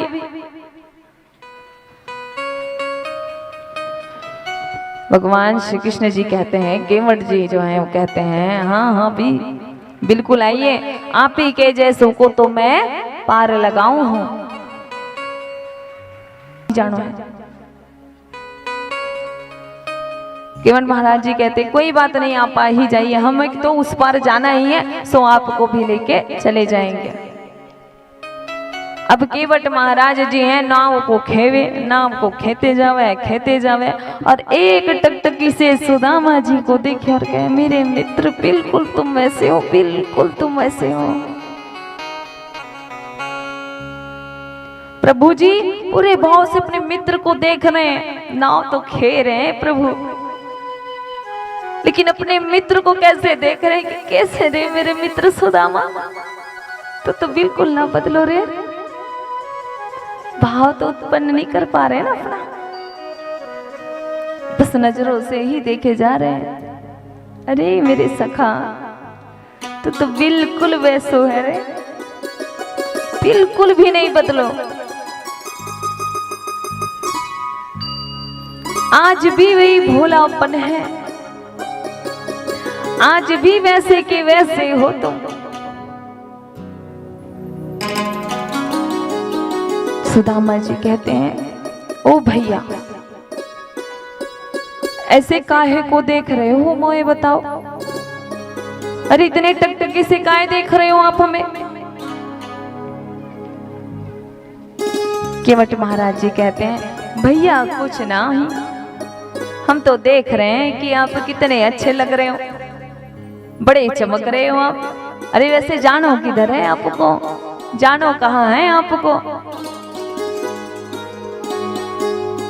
सुदामा जी कहते हैं, आपको बताऊं, यकीन करेंगे तो कृष्णचंद्र का नाम सुने हो?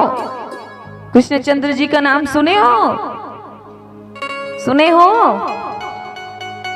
बोले हाँ हाँ हाँ सुने हैं ना। अरे वो तो मेरे सखा है, सखा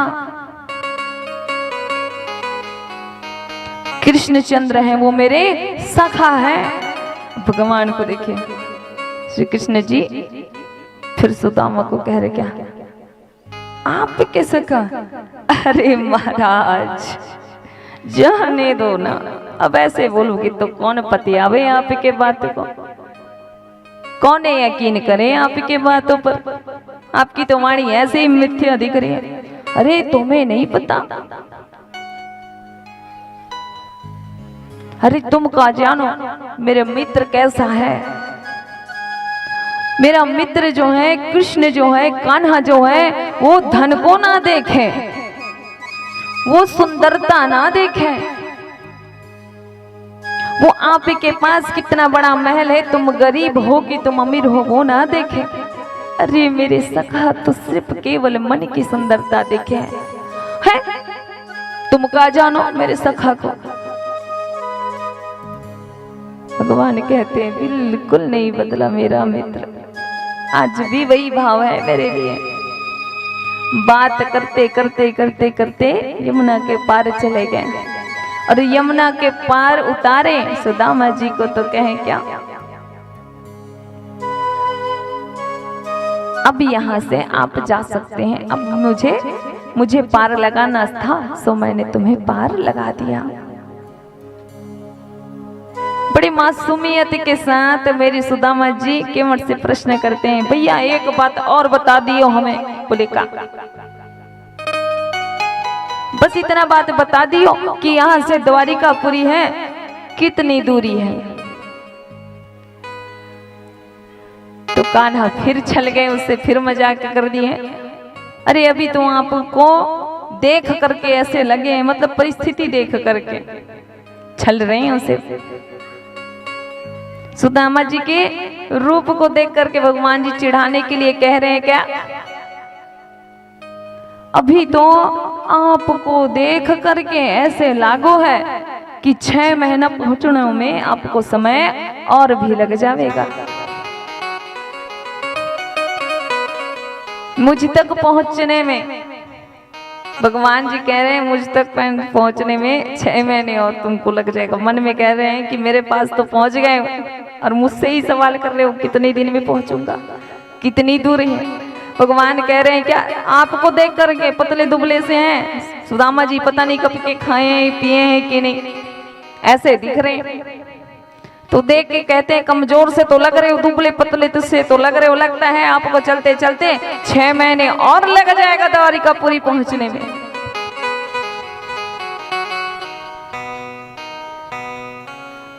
भगवान जी मुस्कुराते हुए वहां से चले गए। अब सुदामा जी कहते हैं तो देखो 6 महीने हो गए कान्हा, अरे हम तो तुम्हारे द्वार पर आपके दर्शन करने आए हैं, दर्शन करने आ रहे हैं। हमसे तुम्हें नाती पोता नहीं मांगने आ रहे हैं भाई, हम आपसे हम धन और संपत्ति थोड़ी ना मांगने आ रहे हैं, हम तो आपके दर्शन करने आ रहे हैं। अब 6 महीना हो गया लालो चलते चलते, अब हमारे पास हिम्मत नहीं है, हमारे पास ताकत नहीं है। अब तुम्हें हमारी दर्शन करना हो तो स्वयं चल के आओ, अब तो हम यहीं पर शयन करते हैं। सुदामा जी नदी के किनारे ही सो गए, अपने सर पे हाथ ऐसे रखे और सो गए। आधी धोती फटी हुई है उसको ओढ़े हैं और आधी धोती जो है पहनी हुई है। जो धोती पहने हैं आधा धोती पहने हैं और आधे को ओढ़ के सोए और सोए प्रभु को याद करते करते करते करते। और जैसे प्रातः काल हुआ, सुबह हुआ, जोर जोर की जयकारा होने लगी। प्रेम से बोलिए द्वारिकापुरी की, द्वारिकाधीश की जय हो। जोरों का जयकारा गूंजने लगा, आवाज सुन करके सुदामा जी हैं उठ गए। अब ऐसे चलते हुए जाते हैं जैसे बाबा आए हैं चलते हुए, बिल्कुल ऐसे ही डंडा लेकर के चलते हैं। और बहुत सारे लोग प्रसाद लेकर के जा रहे हैं, बड़े बड़े थालियों में पूजा की सामग्री लेकर जा रहे हैं। उसको देख करके बाबा जी पीछे पीछे दौड़ते जाते हैं, कहते हैं ये कौन सा नगर है भैया, बड़ा प्यारो लागे है। ओ भैया जी ये कौन सा नगर है बताओ को, बड़े प्यारे लागे हैं।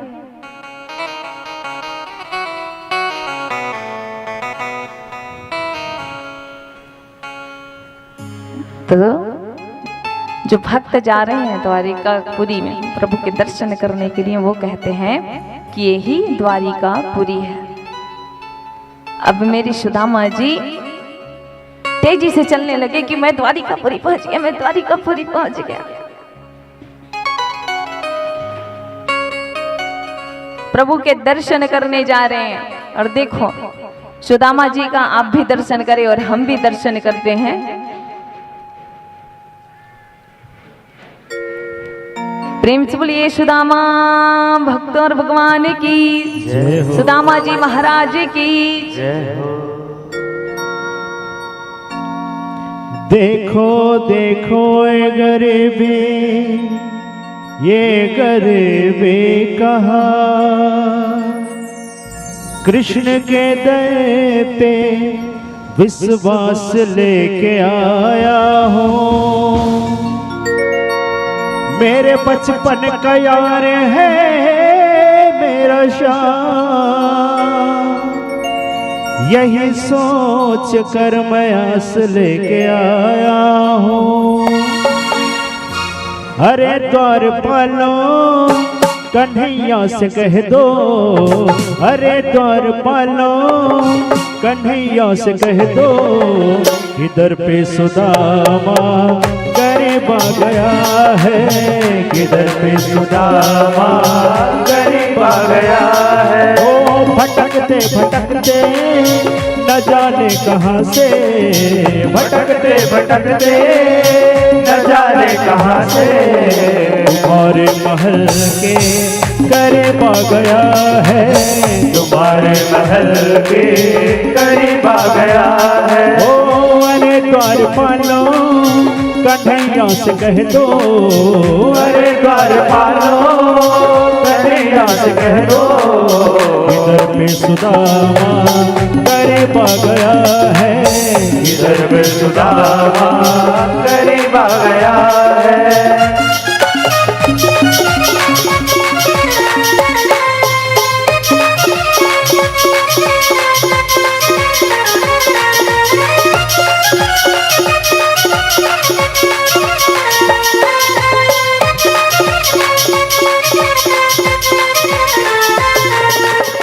न सर पे है पगड़ी न तन पे है जामा, न सर पे है पगड़ी न तन पे है जामा, बता दो कन्हैया को नाम है सुदामा, बता दो कन्हैया को नाम है सुदामा।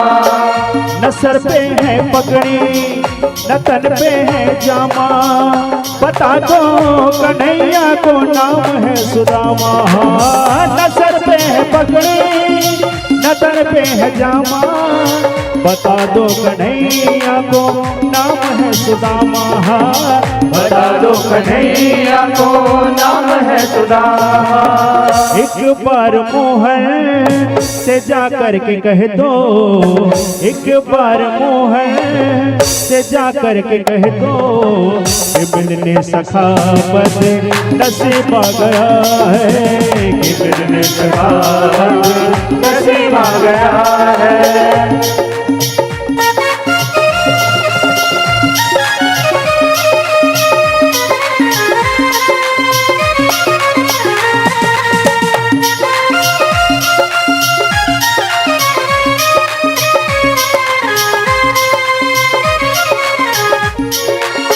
और जैसे सुदामा महाराज कहते हैं द्वारपाल से जा करके बता दो कि दर पे सुदामा आया है, तो क्या होता है? वो सुनते ही दौड़े चले आए मोहन, वो सुनते ही दौड़े चले आए मोहन, लगाया गले से सुदामा को मोहन, लगाया गले से सुदामा को मोहन, लगाया गले से सुदामा को मोहन। वो सुनते ही दौड़े चले आए मोहन, लगाया गले से सुदामा को मोहन। वो सुनते ही दौड़े चले आए मोहन, लगाया गले से सुदामा को मोहन, लगाया गले से सुदामा को मोहन। हुआ रुक्मणी को बहुत ही अचंभा, हुआ रुक्मणी को बहुत ही अचंभा, ये मेहमान कैसा अजीब आ गया है, ये मेहमान कैसा अजीब आ गया है।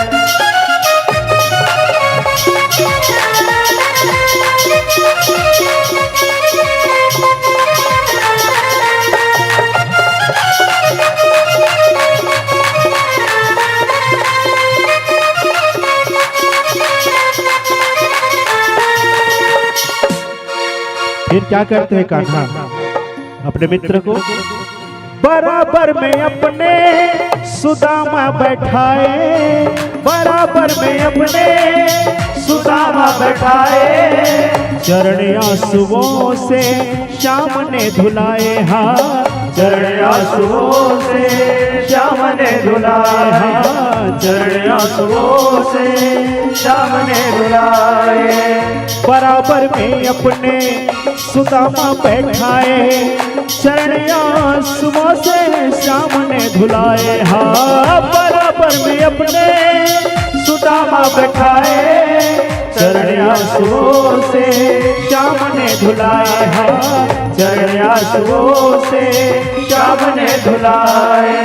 न घबराओ प्यारे जरा तुम सुदामा, न घबराओ प्यारे जरा तुम सुदामा, खुशी का समा तेरे करीब आ गया है, खुशी का समा तेरे करीब आ गया है। ओ अरे द्वार पालो कन्हैया से कह दो, अरे द्वार पालो कन्हैया से कह दो, किधर पे सुदामा करीब आ गया है, किधर पे सुदामा करीब आ गया है, किधर पे सुदामा करीब आ गया है, किधर पे सुदामा करीब आ गया है, किधर पे सुदामा करीब आ गया है। बोले सुदामा महाराज की जय हो।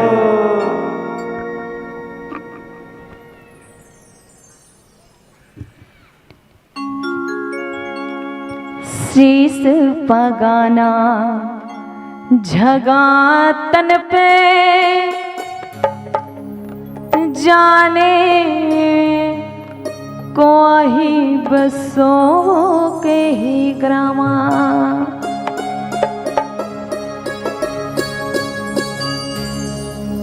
न शीस पे पग है, न तन पे वस्त्र है,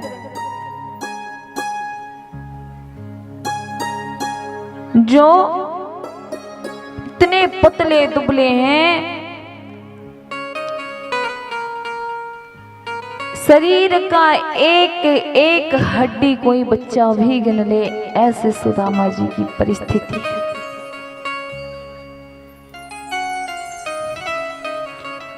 धोती फटी सी लटी दुपटी आरो, धोती फटी है, कई जगह से धोती फटी हुई है जिसको माता सुशीला ने सीकर पहनाई है। धोती फटी सी लटी दुपटी आरो, पाए उपासन को नहीं समान।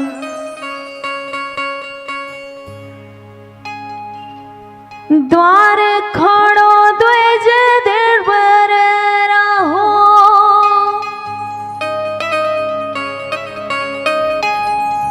ये जितनी खबरें ना, ये द्वारपाल है कृष्ण जी से कह रहे हैं, द्वार के बाहर एक दुर्बल पतलो दुबलो सो ब्राह्मण खड़ो है, वो कह रहे हैं,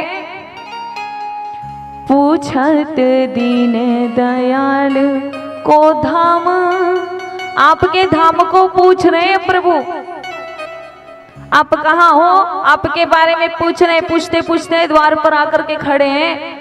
बतावत अपनो नाम सुदामा, और अपना नाम सुदामा बता रहे हैं। शीस पगाना झगा तन पे, प्रभु जाने को बसो के ही ग्रामा। धोती फटी सी लटी दुपटी और पाए उपासन को नहीं समान। द्वार खड़ो द्विज दुर्बल न हो, द्वार खड़ो द्विज दुर्बल न हो, चकी सुधा वसुधा अभी रामा। पूछत दीन दयाल को धाम, बतावत अपनो नाम सुदामा। पूछत दीन दयाल को धाम, बतावत अपनो नाम सुदामा। प्रभु जी ने जैसे ही सुदामा जी का नाम सुना, दौड़ते हुए उनको जाकर के अपने गले से लगा लिए, अपने गले से लगाए और उनको ला करके अपने आसन में उनको बैठाए। और प्रभु जी खुद उनके चरणों के नीचे बैठ गए। अब बताइए, जो जगत को चलाने वाले, चराचर को चलाने वाले परमपिता परमेश्वर हैं, वो किसी दरिद्र के चरणों में बैठेंगे? किसी दरिद्र के चरणों में मेरे द्वारिकाधीश बैठे हैं क्या? जिनके जीवन में त्याग है, जिनके जीवन में संतोष धन है, वही तो मेरे सुदामा है।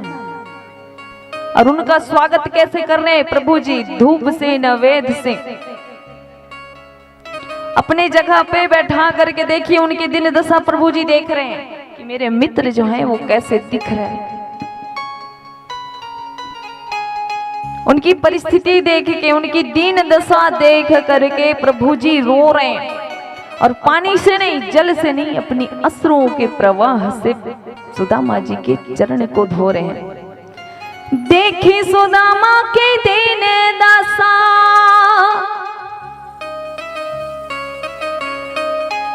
करुणा कर के करुणा निधि रोए, पानी पराथ को पैर छुओ नहीं, नैनन के जल सो पग धोवे। मेरे परमात्मा जो हैं, अपने नैनों के जल से अपने मित्र के पैरों को धोए। किसी दरिद्र का स्वागत नहीं हो रहा है। देखी सुदामा की दीन दशा, करुणा कर के करुणा निधि रोए, पानी पराथ को पैर छुओ नहीं, नैनन के जल सो पग धोवे, पानी पराथ को पैर छुओ नहीं,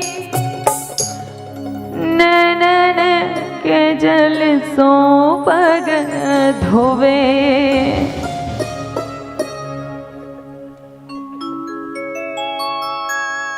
ऐसा प्रेम और ऐसी मित्रता है श्री कृष्ण और सुदामा जी का। यहाँ पर भगवान द्वारिकाधीश स्वयं हमारे सुदामा जी ब्राह्मण जी का स्वागत कैसे कर रहे हैं? अपने नैनों के जल से उनका चरण छू करके उनके चरणों को धो रहे हैं। और वास्तव में मित्रता हो तो ऐसी होनी चाहिए, अन्यथा मित्रता किसी से होनी ही नहीं चाहिए। रुक्मणी जी जो हैं, देख करके अचंभित हो रही है, ये कैसा मित्र है, ये जगत का ये कैसा प्राणी है जिनके लिए स्वयं मेरे प्राणनाथ जो लक्ष्मीपति हैं, वो चरणों में गिर करके अपने अश्रु से उनका चरण धो रहे हैं। चरण तो धो लिए, अब दीप धूप नैवेद्य से उनका आरती करें, सुदामा जी का आरती करें, स्वागत करें। माता रुक्मणी जी उनके लिए जल भोजन आदि का भोजन आदि उनको ला करके परसी। भगवान जो श्री कृष्ण जी हैं, अपने 16,108 पटरानियों को 16,108 रानियों को सबको बुला करके बिल्कुल आप जैसे बैठे हैं ना, वैसे बैठा दिए सुदामा के पास। अब सभी से कहें कि भाई मेरे मित्र हैं और बहुत बड़े स्टेप, बहुत बड़े ब्राह्मण हैं, जिसने अपनी सारी इंद्रियों को वश में कर रखा है, ऐसा संत तुम्हारे पास आए हैं देवी, तो सभी आओ, इनसे आशीर्वाद लो, सौभाग्यवती भवा। रुक्मणी कहती है प्रणाम कर रही हूँ, मेरा नाम है, अपना परिचय बता रही है। सुदामा जी कहते हैं सौभाग्यवती भवा। अब ऐसा करते करते करते 100 तो छू ही लिए पैर। अब हाथ बार बार उठाए जाए, हाथ बार बार उठाए जाए तो हाथों में दर्द भी तो होता है ना, होता है ना। तो श्री कृष्ण जी से कहने लगे, अरे हो सका, बोलो क्या है, ये सारी तुम्हारी है? बोले हाँ हमारी ही है। तो भगवान जी की बात को सुनकर के सुदामा भाई मित्र के ही है सभी, हम तो सोच रहे थे कि पड़ोसी के होंगे भाई, ये तो सभी हमारे मित्र के ही हैं।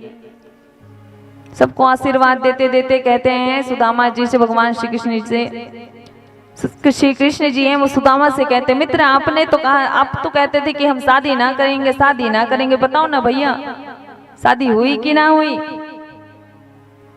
सुदामा जी कहते शादी तो हमारी हो गई है,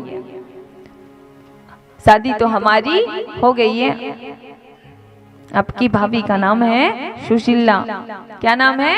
सुशीला। तो द्वारिकानाथ जी कहते हैं भाभी जी हैं घर पे, अरे तब तो कुछ ना कुछ मेरे लिए भेजे होंगे, बताइए ना क्या भेजे हैं।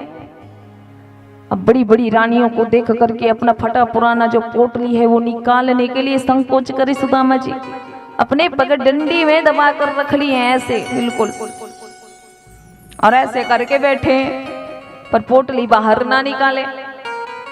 क्यों संकोच लगता है ना, इतने बड़े बड़े घराने की रानियां हैं, पोटली को निकालूंगा तो इन लोग समझेंगे कि मित्र के पास अपनी गरीबी को लेकर आए हैं, अपने मित्र से मांगने के लिए कुछ आया होगा, ऐसे सोच आएंगे। मन में भाव आता है ना अपने आप अपने आप। और जो स्वाभिमानी मनुष्य है ना उन्हीं को ये भाव आ सकता है। तो हमारे सुदामा जी स्वाभिमानी थे। तो अपने स्वाभिमान को वो थोड़ा सा हिचकिचाए छुपाते हुए बिल्कुल ऐसे करके रखे थे, लेकिन पोटली बाहर ना निकाले। मित्र से कहने लगे कि ठीक है ना मित्र, बाद में बताऊंगा कि भाभी ने क्या भेजी। तो ठीक है। फिर श्री कृष्ण जी कहते हैं कैसो तू कैसो मित्र हो अरे सुदामा, अरे ब्याह रचा लियो, ब्याह रचा लियो और हमको ना बुलाए, काहे निमंत्रण मोई को ना भिजवाए। अरे मोई को निमंत्रण भिजवाते तो हम भी शादी में शामिल हो जाते भाई। सुदामा जी कहते हैं अच्छा ऐसी बातें हैं मित्र, हमारी तो एक शादी हुई सो आपको निमंत्रण देना भूल गए हो, आपकी तो इतनी सारी शादी हुई है, आपकी तो इतनी सारी भारियां हैं, हमने एक शादी की नहीं बुलाई, आपने तो इतनों की है, बुलाए क्या हमें। भगवान श्री कृष्ण जी कहते हैं क्या बताएं मित्र, सुबह तक तो हमारा कोई ऐसा इरादा नहीं था कि हम विवाह कर लें, लेकिन शाम होते होते सभी से हमारा विवाह हो गया। अब सभी को आशीर्वाद दे तो नहीं सकते, भगवान जी से कहते इधर लाओ लाला, तुम्हारे कानों को बोले हाँ लाले, सुनो ना, सबको आशीर्वाद देते देते हमारे हाथ थक गए। एक काम करना लालू, तो ही सबके बदले मारे पैर छू लो, मैं इन सब का आशीर्वाद तोय को ही दे दूं, मैं ये सबको आशीर्वाद में तोय ही दे दो लालू, अब मेरा हाथ जो है बहुत दुख गया। बोले ठीक है। अब सभी रानियां जो हैं चली गई अपने अपने कक्ष स्थल में, सुदामा जी की भी व्यवस्था अच्छी करी गई है। अब 56 प्रकार के रात्रि भोजन आए, ऐसा नहीं कि भगवान इतने सारे भोग ला करके दे दिए हैं तो भोजन इतना दिन तक खाए नहीं है तो टूट पड़े, ऐसा बिल्कुल नहीं। बोलते हैं सुदामा जी की ये सब भोजन मेरे बस की बात नहीं है लाला, मैं तो बस 2 टीकर रोटी ही पालूं, खिचड़ी दलिया ही पालूं, वही ठीक है, क्योंकि ये सब जो भोजन मैं ग्रहण करता हूँ ना तो तुम्हारे जो नाम मैं रखता हूँ, तुम्हारा नाम जो जाप करता हूँ उससे मेरी मति भ्रष्ट हो जाती, इसलिए मुझे ऐसे भोजन नहीं चाहिए, ऐसे स्वाद नहीं चाहिए जो आपके नाम को भुला दे, ऐसे रस को नहीं रसना मुझे, नहीं खाना मुझे जिसमें आपका नाम मैं जाप ना कर सकूं।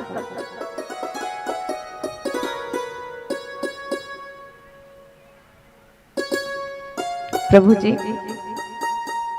सुदामा के भोजन करके उनके कक्ष पर पहुंचे। कक्ष पर पहुंचने के बाद वो पोटली है उनसे छीन ली, और छीन करके जब खोल करके पोटली देखे तो भाभी सुशीला जी ने जो भाव उस पोटली में भेजा था उसको आप देखिए। उस पोटली में जो भाव है प्रभु जी देख रहे हैं उस अन्न को, और अन्न के एक एक दाने में सुशीला जी के एक एक कष्ट और एक एक आंसू प्रभु द्वारिकाधीश को दिखाई दे रहे हैं। और मेरा मित्र क्या कह रहा था, अन्य को देख रहे हैं सुदामा जी जो अन्य लाए हैं उनको द्वारिकाधीश देख रहे हैं और कह रहे हैं कि मेरा मित्र क्या कहता है कि मेरे घर सब चीज ठीक है, सब ठीक है। भगवान श्री कृष्ण जी हैं, सुदामा से पूछे ना कि घर में सब बढ़िया, तो सुदामा कहते हैं हाँ हाँ मित्र, पृथ्वी जो बना है, ब्रह्मा जी ने जितनी बड़ी पृथ्वी बनवाई है उसमें सबसे सुखी इंसान केवल मैं हूं।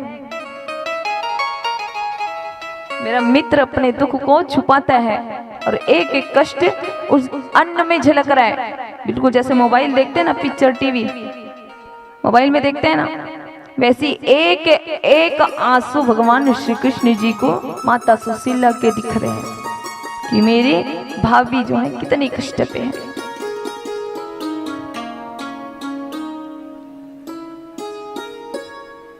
अब अपने मित्र के कष्टों की निवृत्ति के लिए क्या कर रहे हैं प्रभु जी कि सुदामा जी को कुछ नहीं पता है, सुदामा को कुछ नहीं पता है, उन्होंने अपना कोई भाव प्रकट नहीं किया। बस लाला मैं तो खुश हूं, लाला सब सुखी हैं, बस मुस्कुराते रहे हर परिस्थिति में। पर प्रभु जी ये भाभी ने भेजे, अरे ये चिवड़ा, ये चना, ये चावल भाभी ने मेरे लिए भेजे, इससे अच्छा प्रसाद तो मेरे लिए हो ही नहीं सकता।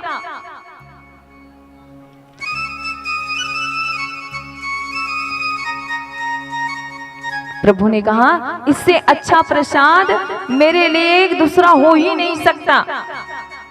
और एक मुट्ठी चावल का लिए, एक मुट्ठी अन्न के लिए, और अन्न को लेते ही देखिए अपने मुंह में डालने लगी द्वारिकाधीश। अरे लाला तू क्या करे, ऐसे ना खा, ऐसे खाएगा तो पेट गड़बड़ हो जाएगा। बोले भाभी ने इतने प्रेम से मोयो प्रसाद भेजवाए है और मैं ना खाऊं, मैं तो खाऊंगा ही। अब सुदामा जी को कुछ पता नहीं, प्रभु जी एक मुट्ठी लिए और एक मुट्ठी अपने मुंह में डालते हुए कह दिए कि स्वर्ग का जितना संपत्ति है, सुख है, उसका एक छत्र मेरे सुदामा को मिल जाए। और दूसरे मुट्ठी लेते हुए डाले मुंह में और मन में ही कह दिए कि पृथ्वी का एक लोक का सम्राट जाओ, मैं सुदामा तुम्हें बना देता हूं। अब जब तीसरी मुट्ठी प्रभु जी उठाने लगे तो रुक्मिणी ने हाथ पकड़ लिया और कह लिए कि बस प्रभु ब्रज, इतने दान दक्षिणा मत करो। अरे इतना दान दक्षिणा करना था तो उसी ब्राह्मण को कहते जो मेरा पत्र लेकर के आपके पास द्वारिकापुरी आई थी, वो भी तो एक ब्राह्मण था, सब कुछ इसी के ऊपर लुटाए रहे हो।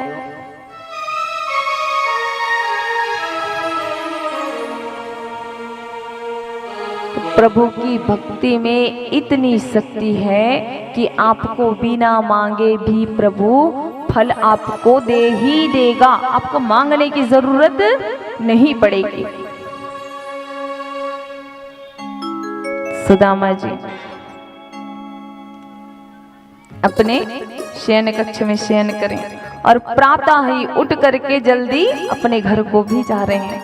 पर ऐसा नहीं कि द्वारिका पूरी सोने से लदी तो कोई कुछ एक टुकड़ा सोने का उठा लूं, ऐसा नहीं। जिस कपड़े में आए थे, जिस वस्त्र में सुदामा जी द्वारिकापुरी आए थे, उसी वस्त्र में एक रात रुक करके वह चाहते तो पूरे ठाड़ बाट अपने मित्र का देख करके आराम से रहते, बढ़िया ठाड़ बाट में खाते पीते फिर जाते, पर ऐसा नहीं। सुदामा जी जो हैं केवल एक रात्रि अपने मित्र के साथ बिताई और दूसरे दिन ही चले गए। जिस वस्त्र में आए थे वो वैसे ही चले गए। और सुदामा जी ने जब जाकर के देखा तो वो उनका जो नगर है, गांव है, वो सुदामापुरी बन गया था। क्या बन गया था? सुदामापुरी। जहां पर उनका घर था वहां पर तो बड़ी सुंदर से एक महल, राजभवन तैयार हो गया था। जाकर के देखे, खड़े हो गए, द्वारपाल खड़े हैं, बोले भैया यहाँ पर मेरा घर था, कहाँ गए हो? द्वारपाल कहे आप कौन है? बोले हम हैं सुदामा। सुदामा जी मन में सोचते हैं मैंने तो ऐसा कोई कार्य नहीं किया कि मेरे नाम से सुदामापुरी हो जाए। भाई हमारा घर तो यहाँ छोटा सा झोपड़ी था, मेरे बीवी बच्चे थे, कहाँ गए हो? हमारा तो कोई ऐसा इतना बड़ा घर नहीं था, अब क्या हो गया कि इतना बड़ा परिवर्तन आ गया? द्वारपाल जी से कहते हैं यहाँ पर मेरा घर था, कहाँ है? यहाँ पर मेरी जमीन थी, कहाँ है? बच्चे थे, कहाँ है भाई? द्वारपाल कहते हैं हमको तो नहीं पता, हमें बस इतना पता है कि सुदामा कहते मैं द्वारिकापुरी मैं तो गया था, लेकिन मेरा इतना बड़ा महल कहां से आ गया? तो सुदामा जी कहते हैं ठीक है कोई बात नहीं, इस घर में जो देवी होंगी। सुदामा कहते हैं मैं भी तो गया था द्वारिकापुरी। द्वारपाल कहते हैं मालिक को बुला, तो वो कहते हैं द्वारिकापुरी गए, तो मैं तो द्वारिकापुरी में ही गया था। अभी इस बात का पता लगाओ कि ये घर मेरा है कि नहीं। उसके लिए सुदामा ने क्या किया? कहा कि जो रानी होगी इस महल की उनको बुला करके लाओ। महल के अंदर जब खबर पहुंचा, महल के अंदर खबर पहुंचा तो रानी जो है 10 सखियों के साथ ऐसे चलते हुए आ रही, परम सुंदरी दिख रही, पूरी श्रृंगार होकर के। और प्रभु की कृपा से मैया जो है इतनी सुंदर दिख रही है कि उनका बुढ़ापा दूर हो गया है प्रभु की कृपा से।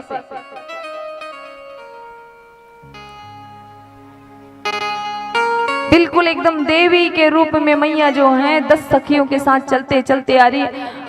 सुदामा जी कहते हैं अब बस हो गया, मुझे वापस जाना है, ये तो मेरी है ऐसी नहीं लगती, ये मेरी जैसी थी वैसे नहीं दिखती, ये मेरी नहीं है भैया, मेरा घर नहीं है। वो जाने लगते हैं तो माता सुशीला जी ये स्वामी करके उनके चरणों की तरफ दौड़ पड़ती है। इतना परिवर्तन कैसे? तो माता सुशीला कहते हैं जिनके आप दर्शन करने गए थे ना, उन्हीं की कृपा से ये धन ये वैभव आया है। सुदामा जी कहते थे तुमको घर चाहिए था, धन चाहिए था, वैभव चाहिए था, तो तुम धन और वैभव को लो, क्योंकि मैं इस धन वैभव में रहूंगा तो मैं बिगड़ जाऊंगा, आदत पड़ जाएगी ये सब चीजों की, और आदत बिगड़ गई तो फिर प्रभु मुझसे दूर हो जाएंगे। तो मुझे ये धन संपत्ति नहीं चाहिए, तुमको चाहिए था ना, तुम रखो, मैं तो चला भजन कीर्तन करने प्रभु का, ये सब चीज का त्याग करके मैं यहाँ नहीं रह सकता। मैया सुशीला जी कहती हैं आप जा रहे हो तो मुझे क्या ये सब चाहिए? आपसे बड़ा धन मेरे लिए कुछ हो सकता है? जहां आप हो वही मेरा घर होगा, जहां आप रहोगे वही मेरा रहने का स्थान होगा, वही मेरा घर होगा, वही मेरा धन होगा। सुदामा जी और सुशीला जी जाने लगते हैं।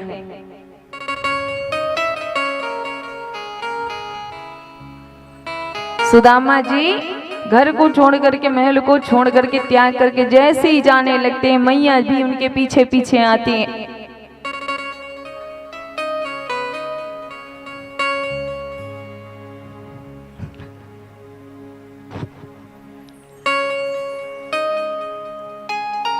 आप जा रहे तो आपके साथ मैं भी जाऊंगी। तभी भगवान श्री कृष्ण जी उन चतुर्भुज रूपों से उनको आवाज देते हैं सुदामा, अरे ओ सुदामा, ये धन, ये संपत्ति, ये वैभव, ये ऐश्वर्य मैंने तुम्हें इसलिए दिया है कि तुम जन का कल्याण करो। इस वैभव को मैंने इसलिए दिया है कि प्रजा का कल्याण करो, जनता के हित के लिए इसका उपयोग करो। पर हे सुदामा, जो मुझे भूल जाए, जो मेरे नाम जाप को भूल जाए, उसके लिए आपत्ति उसी दिन से प्रारंभ होती है। लेकिन प्रत्येक परिस्थिति में जो मुझे ना भूले, उस पर कभी आपत्ति या विपत्ति नहीं आ सकती। तुम्हारा वे स्मरण खो नहीं सकता, स्मरण शक्ति है वो खो नहीं सकती। तुम्हें इन सब चीज का आदत नहीं लगेगा कि मेरा आशीर्वाद है, जाओ तुम इतने सारे धन का सदुपयोग करो। ये मेरा आशीर्वाद है कि इसका जो फल है तुम्हें अच्छा ही मिलेगा, और बहुत सालों तक प्रभु जी की सेवा में अपने आप को लगाएं, अपने अभिमान को त्याग करें, और सुदामा जी अपने परम धाम को, प्रभु के धाम को चले गए। प्रेम से बोलिए सुदामा महाराज की, भक्त और भगवान की। आइए एक भजन के पश्चात फिर कथा में प्रवेश करेंगे हम सभी। प्रेम से बोलिए बांके बिहारी लाल की।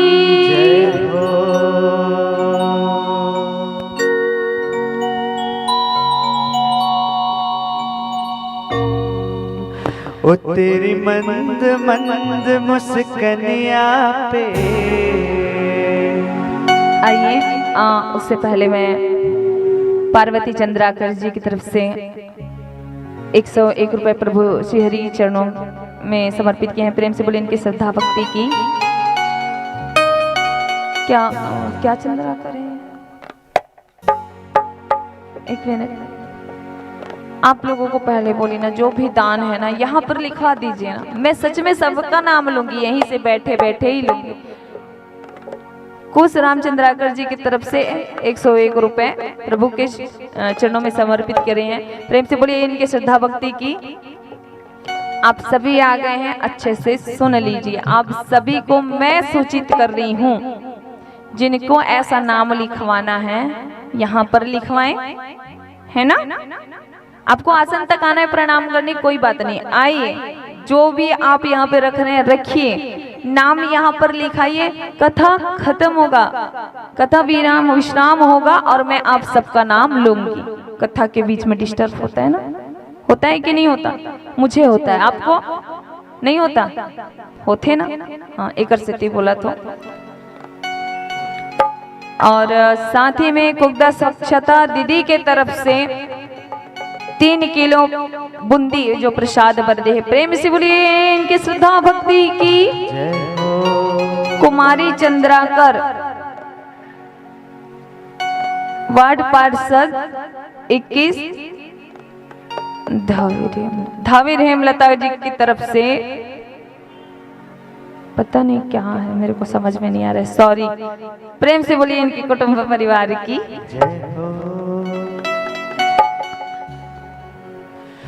ओ तेरी मंद मंद मुस्कनिया पे बलिहार सावरे, बलिहार सावरे।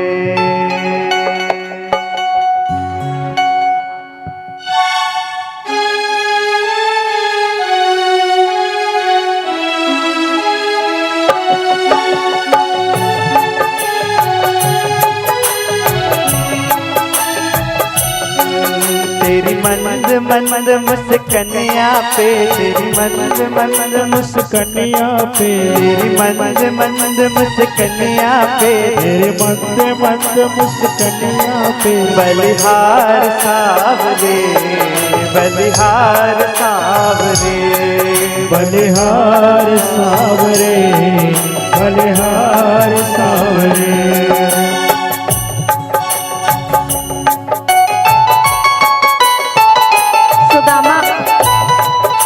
आरती का थाली, परीक्षित जो बैठे हैं आरती का थाली ले जाएंगे और सुदामा जी को आरती और टीका से उनकी पूजा करेंगे, और जो भी अर्पण करना है उनको अर्पण करेंगे। एक चीज और, सुदामा जो बने हैं उनके पास कुछ ऐसा पात्र रख दो जो पोटली आया है, अन्य आया है, वो किसी के पैर में ना लगे, ध्यान दे। प्रेम से बोली बांके बिहारी लाल की। तेरे बाल बड़े घुंघराले बादल जो कारे कारे, तेरे बाल बड़े घुंघराले बादल जो कारे कारे, तेरे बाल बड़े घुंघराले बादल जो कारे कारे, तेरे बाल बड़े घुंघराले बादल जो कारे कारे, तेरी मोर मुकुट लटकनिया, मोर मुकुट लटकनिया पे बलिहार सावरे, बलिहार सावरे। मंद मंद मुस्कनिया पे तेरे मंद मंद मुस्कनिया पे बलिहार सावरे, बलिहार सावरे। अब सभी से निवेदन है मीठी मीठी तालियों के साथ झूमिए भजन में।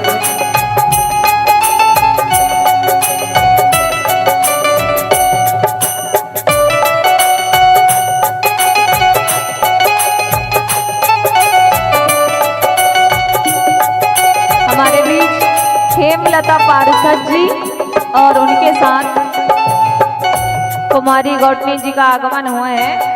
आपको सम्मान के साथ मंच पर आमंत्रित।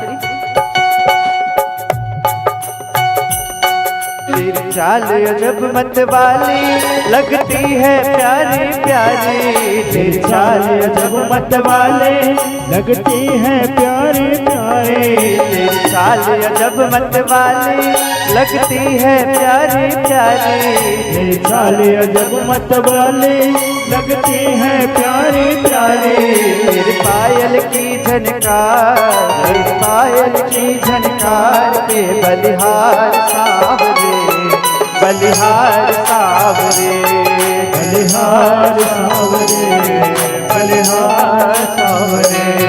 तेरी मंद मंद मुस्कनिया पे, तेरी मंद मंद मुस्कनिया पे, तेरी मंद मंद मुस्कनिया पे तेरी मंद मुस्कनिया पे बलिहार सावरे, बलिहार सावरे, बलिहार सावरे, बलिहार सावरे।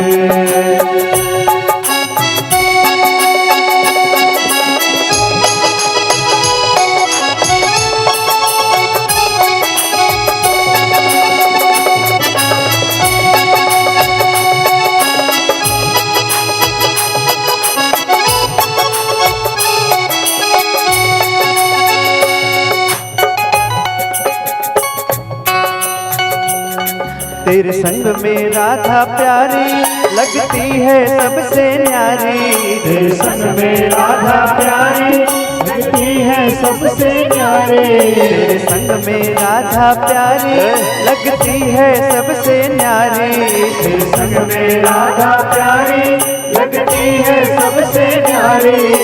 युगल छवि पे जाऊं, इस युगल छवि पे जाऊं, बलिहार सावरे, बलिहार सावरे, बलिहार सावरे, बलिहार सावरे। तेरी मंद मंद मुस्कनिया पे, तेरी मंद मंद मुस्कनिया पे, तेरी मंद मंद मुस्कनिया पे, तेरे मंद मंद मुस्कनिया पे बलिहार सावरे, बलिहार सावरे, बलिहार सावरे, बलिहार सावरे।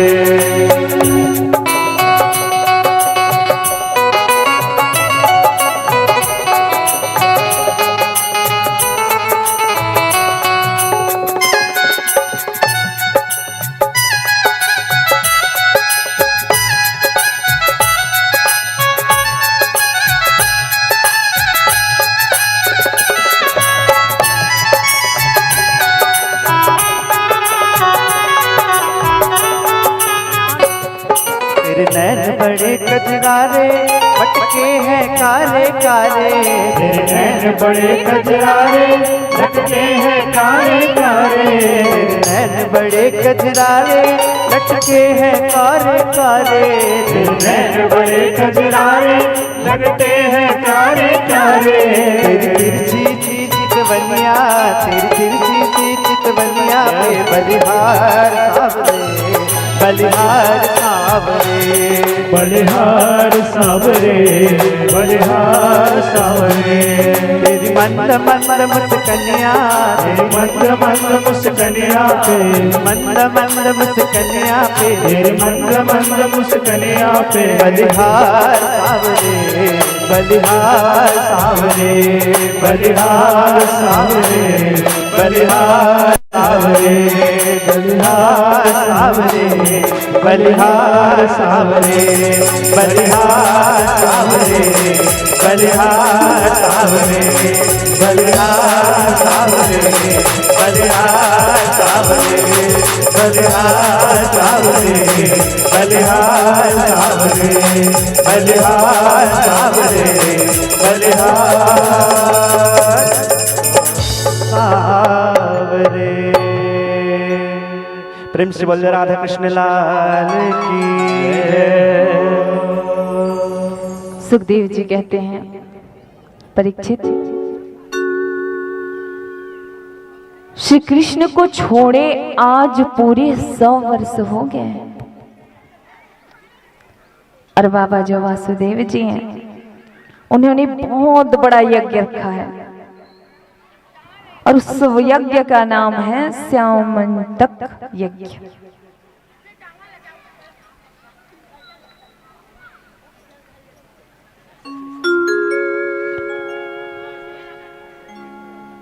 चलो आप मनला मैं यहाँ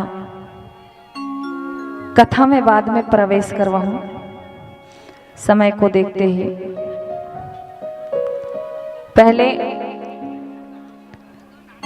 चढ़ौतरी के बारे में बात कर लेते हैं। दान, दान के महत्व, दान कबर करे जाते हैं, दान के बारे में समझ लेते हैं। अब जो अन्न, वस्त्र, धन आपसे जो बचत है बोला दान करे पर आप मना प्रभु के दरबार में लाए हो, तो जो दान देत हो ओकर बारे में सबसे पहली समझ लो।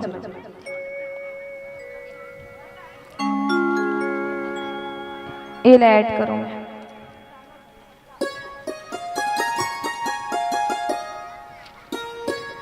सबसे पहले तो दान करते समय हमारा जो मन का भाव है वो पवित्र होना चाहिए, शुद्ध होना चाहिए। और दान तो प्रत्येक परिस्थिति में प्रत्येक व्यक्ति को करना चाहिए। आपके यहाँ अगर एक मुट्ठी अन्न है तो एक मुट्ठी से एक चुटकी अन्नदान के नाम से निकाल दो। इसमें क्या है, ऐसे धन में ऐसे अन्न पर विकृति उत्पन्न नहीं होती। अगर आपके पास बहुत सारे धन है, कम धन है और सत्कार्यों में नहीं लगाए, धर्म के कार्य पर नहीं लगाए, तो वो धन आपके लिए सिर्फ नुकसान होगा। ये मैं नहीं कह रही हूँ भाई, नहीं तो बोलोगे हमने ना महाराजी ने हमारा डरवावा थे और हमन मारे हमन ले मांग ली और उधर के लेके जाए, एक से नहीं कहा तो तुमन कुछ मत दो। तुमन इतना जना के बैठ के सुन करके कथल जो अपन जीवन में परिवर्तन लहू ना, वही मोर लिए सर्वोत्तम फल है। बोला आप मन के भाव चाहिए, कुछ नहीं चाहिए। मैं आप ला बता थू, मोरी जगह दान करना जरूरी नहीं है। आप मन आपके मन में ऐसे भाव रहे ना दान करे के कि कहीं पे गौशाला बना थे, चलो वहां पे गौ माता मन कुछ में अपन तरफ से, या मैं एक अकेला एक गाय के खर्चा उठा सकता हूँ, ऐसे मन में इच्छा जागृत करके जहाँ गौ पालन होते वहां पर पे गौ सेवा के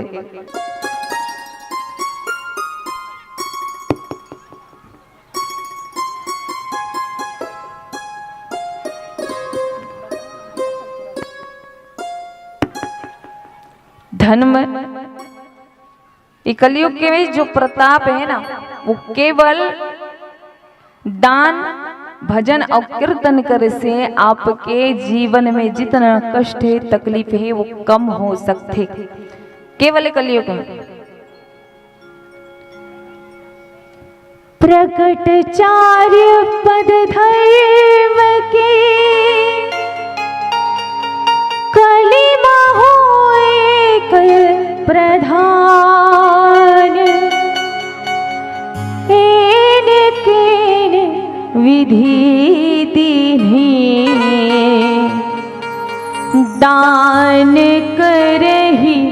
कल्याण दान करहि कल्याण। तो दान में हम बताते हैं आप क्या क्या दान कर सकते हैं जिन्हें आपको पुण्य मिल सकता है। सबसे पहले जमीन का दान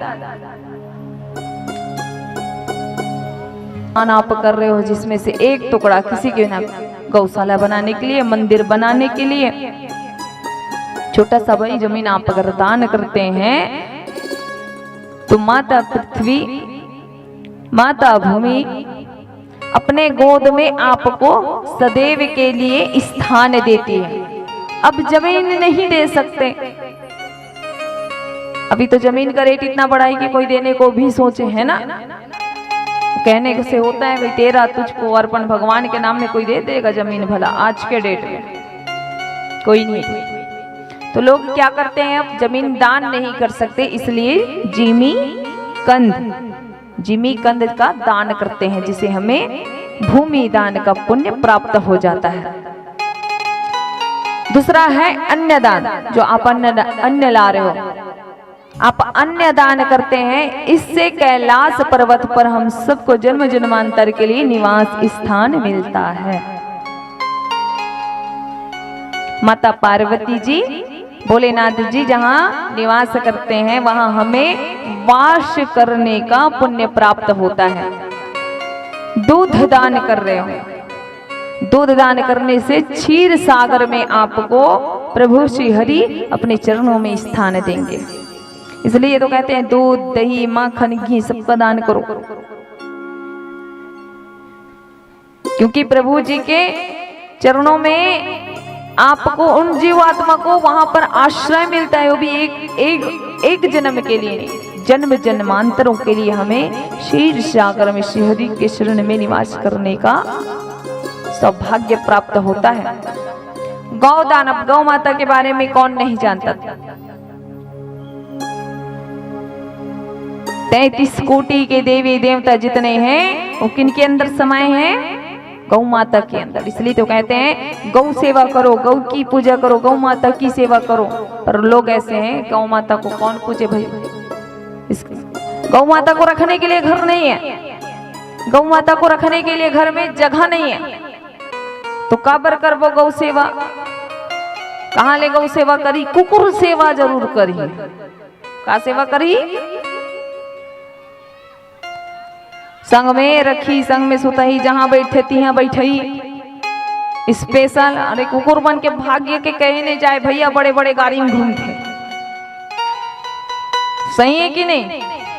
और रंग रंग के कुकुर मना गए अब तो देश विदेश में, तो कुकुर सेवा कर लेंगे पर गाय सेवा नहीं करेंगे।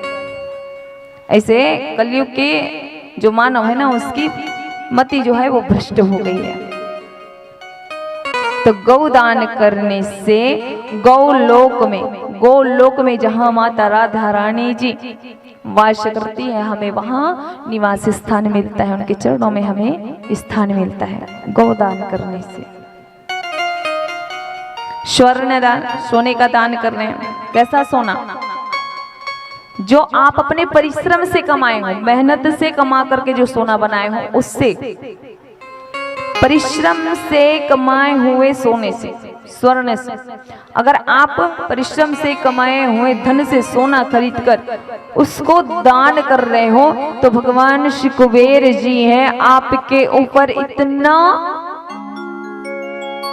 प्रभावित होते हैं कि स्वर्ण, धन और ऐश्वर्य सभी की कृपा आप पर वो कुबेर जी महाराज बरसाते हैं। वस्त्र का दान, आप वस्त्र का दान कर रहे हैं तो माता लक्ष्मी और नारायण जी आपके ऊपर अपनी प्रसन्नता बनाए रखते हैं वस्त्र दान करने से। ऐसा वस्त्र नहीं जिसे हम ही देख करके सोचने लगे हैं भगवान।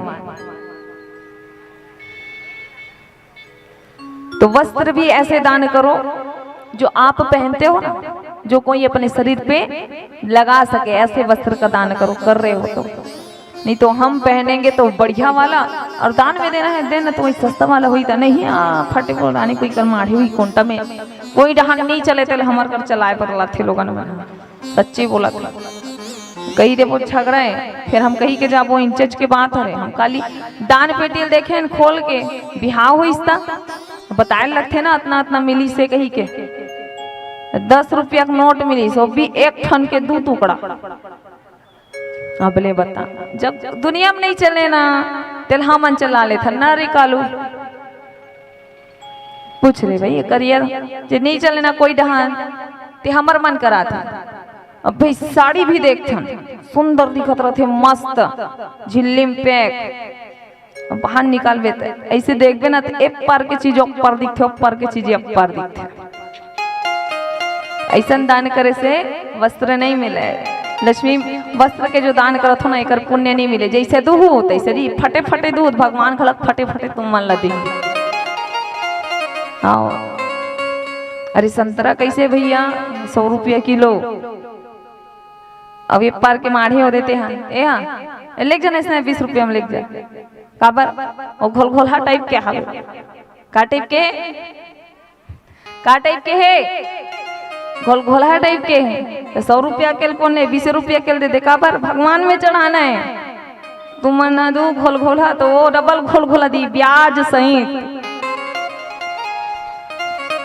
ब्याज सहित सोच समझ के देहू देवता खबर की जहां भी गए हो वहां जो जैसे दे है ना वो वैसे पाए है भाई। कान्हा जी मोर जहां वाणी ला आथे उम्मीद से लोगन मन ना मोर पास अपन इच्छा लेकर के मैं नहीं कहूं कि मैं करत हूं ये आसन के प्रभाव है। तो प्रभु जी जो भाव से जो व्यक्ति मन मोर पास जे भेजते जैसे भी भाव से ओकर इच्छा पूर्ण होते। और यहाँ पुगदा में 5-6 जन तो है ही परिणाम। तो विश्वास अच्छा रखो और भाव भी सच्चा रखो तो भगवान भी आपके प्रति विश्वास और फल जो है वो सच्चा रखिए और अच्छा ही मिली आप मला।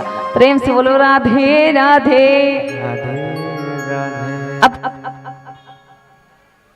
लोहे के बारे में जानते हैं सोना चांदी कपड़ा लत्ता अन्न वन सबके बारे में बात हो गए। ऊपर लिखा बे दाई यही कर मढ़ा दे ऊपर लिखा दे नाम ला। तो लोहा के बारे में भी जान लेता।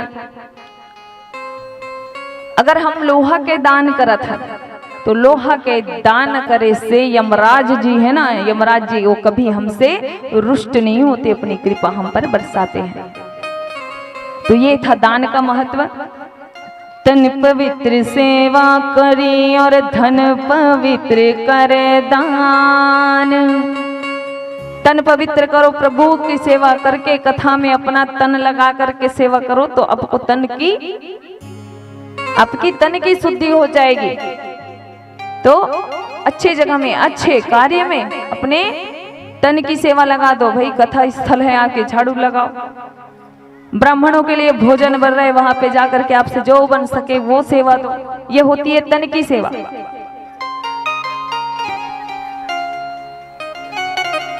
तन पवित्र सेवा करी और धन पवित्र कर दान। धन को पवित्र करो दान करके अपने जीवन में अपने पूरे ये 10 इंद्रियां है ना 10 इंद्रियां उसमें से ये पूरे 9 इंद्रियां जो हैं वो लगा लो उस पैसे में जो आपको जरूरत है। और ये जो 10वां भाग बच रहे हैं ना 10 रुपए में 9 रुपए आप रखो और 1 रुपए दान के लिए धर्म के लिए आप दान करो। ये आपका है। उससे आपका धन कभी किसी तबीयत खराब हो गए वो बिगड़ गए वो जबरन कर झपा गए वो कर गए वैसा जगह में भगवान आपके धन ला नहीं जावन दे। तो तन पवित्र सेवा करी और धन पवित्र कर दान। मन पवित्र हरि भजन। और क्या करना है मन को पवित्र कैसे करना है हरि भजन। और सो इसके फल क्या मिलते 3 लोक के आपको फल मिल जाते हैं। बस इतना ही करना है आपको। तन पवित्र सेवा करी और धन पवित्र कर दान, मन पवित्र सेवा करो सो होत त्रिविधि कल्याण। प्रेम से बोलिए बांके बिहारी लाल की।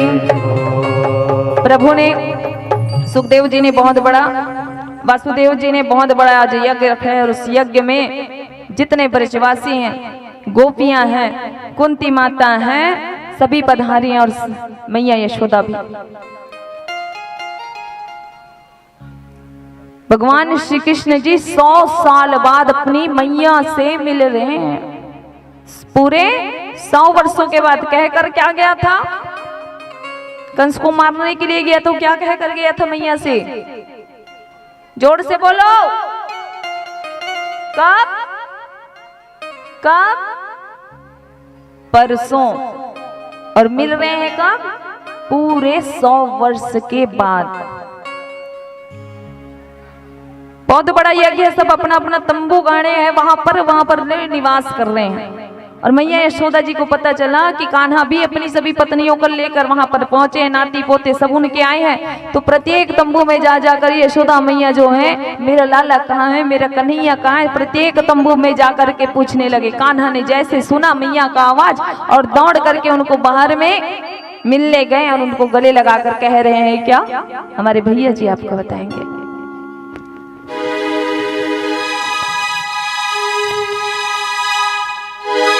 बन के तेरा साया मैं तुझको थाम लो,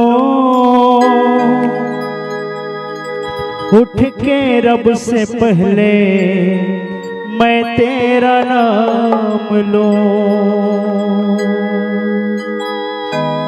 तेरे उंगले पकड़ के चला, ममता के आंचल में पला। ओ मेरे माँ मैं तेरा लाडला, माँ ओ मेरे माँ तू मेरा लाडला। तेरे उंगले पकड़ के चला, ममता के आंचल में पला। माँ ओ मेरे माँ तू मेरा लाडला,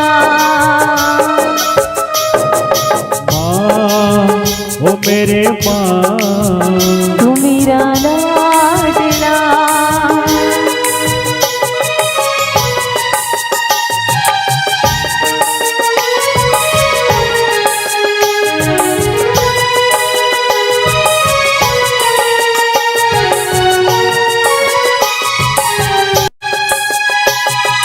बन के तेरा साया मैं तुझको थाम लो, उठ के रब से पहले मैं थाम लो। बन के तेरा साया मैं तुझको थाम लो, उठ के रब से पहले मैं तेरा नाम लो। रख तुझे पलकों तले पूजा करूं तेरे सिवा तू ही बता क्या है जिंदगी। मैं तो तेरे सपनों के रंग में ढला, तेरी उंगली पकड़ के चला, ममता के आंचल में पला। माँ ओ मेरे माँ तू मेरा लाडला, माँ ओ मेरे माँ तू मेरा लाडला।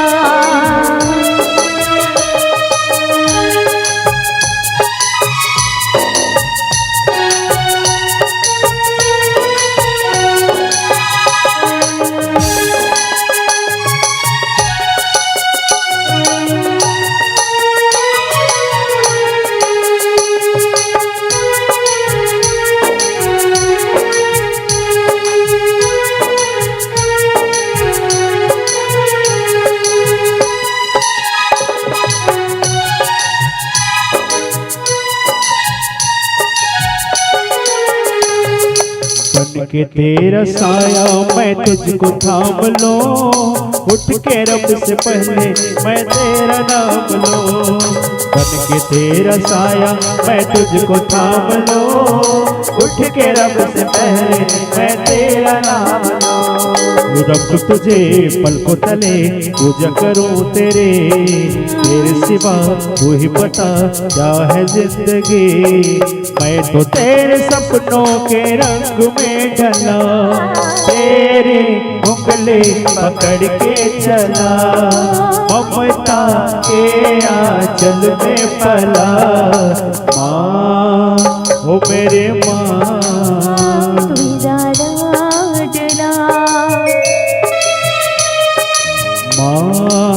ओ मेरे माँ मेरा लाडला। प्रिंस बोली माँ की बिहारी लाल की जय हो।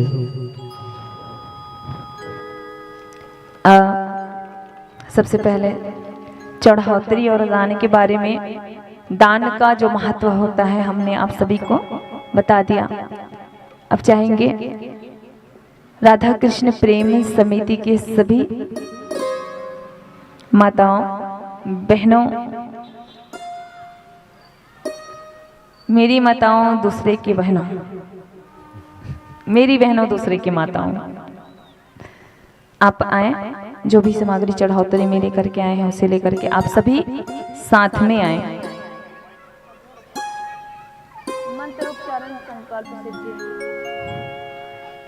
शीघ्र शीघ्र आइए, हाथ में अक्षत पुष्प लेकर के आए।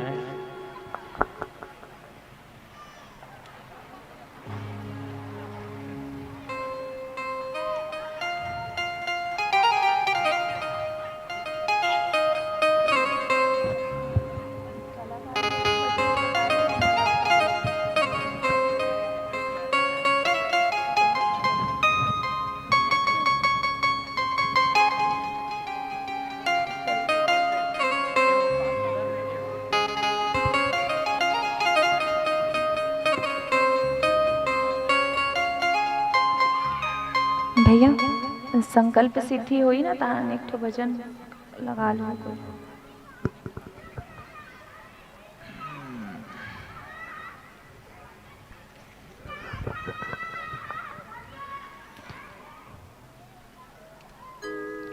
अक्षत पुष्प हाथ पे रख लीजिए, अक्षत रख लीजिए हाथ पे और संकल्प लेवा की जेल दे थन महाराजिन तोला वापस नहीं मांगन कही के।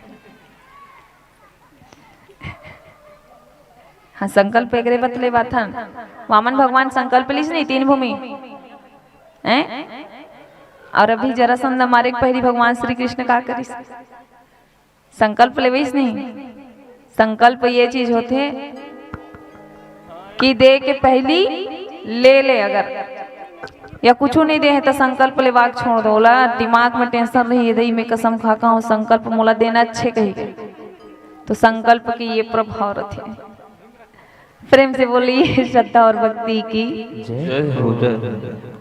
बोलो बांके बिहारी लाल की जय हो। चलिए हाथों में अक्षत पुष्प लेकर के संकल्प लेंगे। बोलिए ओम विष्णु विष्णु विष्णु। ओम विष्णु विष्णु श्रीमद्भगवतो महापुरुषस्य विष्णुराज्ञया प्रवर्तमानस्य अद्य ब्राह्मणोनिः द्वितीय प्रहरार्धे श्री श्वेतवाराह कल्पे वैवस्वतंत्रे अष्टाविंशते तमे कलियुगे कलिप्रथम चरणे जम्बूद्वीपे भूर्लोके भरतवर्षे भरतखंडे आर्यावर्तांतर्गत देशांतर्गत पुण्य प्रदेशे छत्तीसगढ़ प्रदेशांतर्गत कुगदा ग्रामांतर्गते पुण्यक्षेत्र समीपे समस्त देवता ब्राह्मण हरिहर गुरुचरण सन्निधौ अस्मिन् वर्तमान व्यवहारिक चांद्रमानेन प्रभु आदि षष्ठी संवत्सराणां मध्ये श्री सिद्धार्थे नामधेय संवत्सरे उत्तरायणे शिशिर ऋतौ पौषमासे कृष्ण पक्षे सप्तम्यां शुभतिथौ शुक्रवार शुभवासरे हस्त शुभ नक्षत्रे शोभन शुभ योगे विष्टिभद्र शुभकरणे एवं ग्रह गुण विशेषण विशिष्टायां शुभ पुण्यतिथौ तस्य नाम न। अपना नाम ले लेंगे, अपने गोत्र का नाम ले लेंगे। सह कुटुंबानां तस्य इह जन्मनि जन्मांतरेषु मनोवाकाय कर्मभिः ज्ञानतो अज्ञानतः कायिक वाचिक मानसिक सांसारिक चतुर्विध पुरुषार्थ प्राप्ति अर्थम सकल पाप क्षयार्धम श्रुति स्मृति पुराण फल प्राप्ति पूर्वकम सर्वारिष्ट शांति निमित्तम सर्वमंगल कामनाय मनोचित कार्य संसिद्ध्यर्थम श्री भगवत प्रीत्यर्थम श्रीमद् भागवत कथा सप्ताह दिवसस्य चढ़ोत्री दिवसस्य सुदामा चरित्र उपरांते अमुक गोत्राणाम ब्राह्मणानाम यथाशक्ति द्रवदान राशिदान सहित भूमिदान सर्वोपचारार्थे दानार्थे अक्षतम पुष्पम समर्पयामि तदोपरांते संकल्पम च अहम करिष्ये। ओम जाग्रतो दूरमुदैति दैवं तदुसुप्ततैवैति दूरंगमं ज्योतिखां ज्योतिरेकं तन्मे मनः शिव संकल्पमस्तु। संकल्प संसिद्धिरस्तु तुष्टिरस्तु पुष्टिरस्तु। एक बार फिर से हाथों में अक्षत पुष्प ले लेंगे। भूषी दक्षिणा के निमित्त में पुनः संकल्प लेंगे।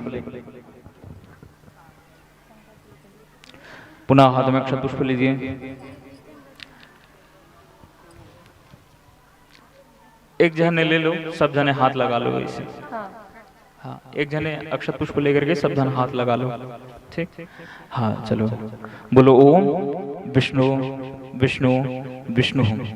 ओम विष्णु विष्णु विष्णु श्रीमद् महापुरुष विष्णु राय प्रवर्तमान ब्राह्मण विद्या प्रार्थे श्री श्वेतवाराह कल्पे सुनंद्रे अष्टाविष्णु में तमे कलियुगे कलर्थम चरण जमदेवे भूलोके भ्रसुर प्रखंडे आर्यावर्तांत प्रदेशांतर्गत प्रदेश छत्तीसगढ़ प्रदेशांतर्गत दक्षिण कौशल क्षेत्रांतर्गत कुगदा ग्रामांतर्गत पुण्यक्षेत्र समीपे समस्त देवता ब्राह्मण हरि गुरु चरण सन्निधौ अस्मिन् वरदानक च व्यवहारिक चंद्राने प्रभवादि षष्ठी संवत्सरान् मध्ये श्री सिद्धार्थी नामदेव संवत्सरे उत्तरायणे श्री पौष मासे कृष्ण पक्षे सप्तम्यां शुभतिथौ शुक्रवार शुभवासरे हस्त शोभन नक्षत्र शोभन शुभयोगे नवे विष्णुपत्र शुभ करणे एवं ग्रह गुण विशेषणाम विशिष्टां शुभ नित्यथौ तस्य नाम अपना नाम पुनः लेंगे, अपने गोत्र का नाम लेंगे पुनः।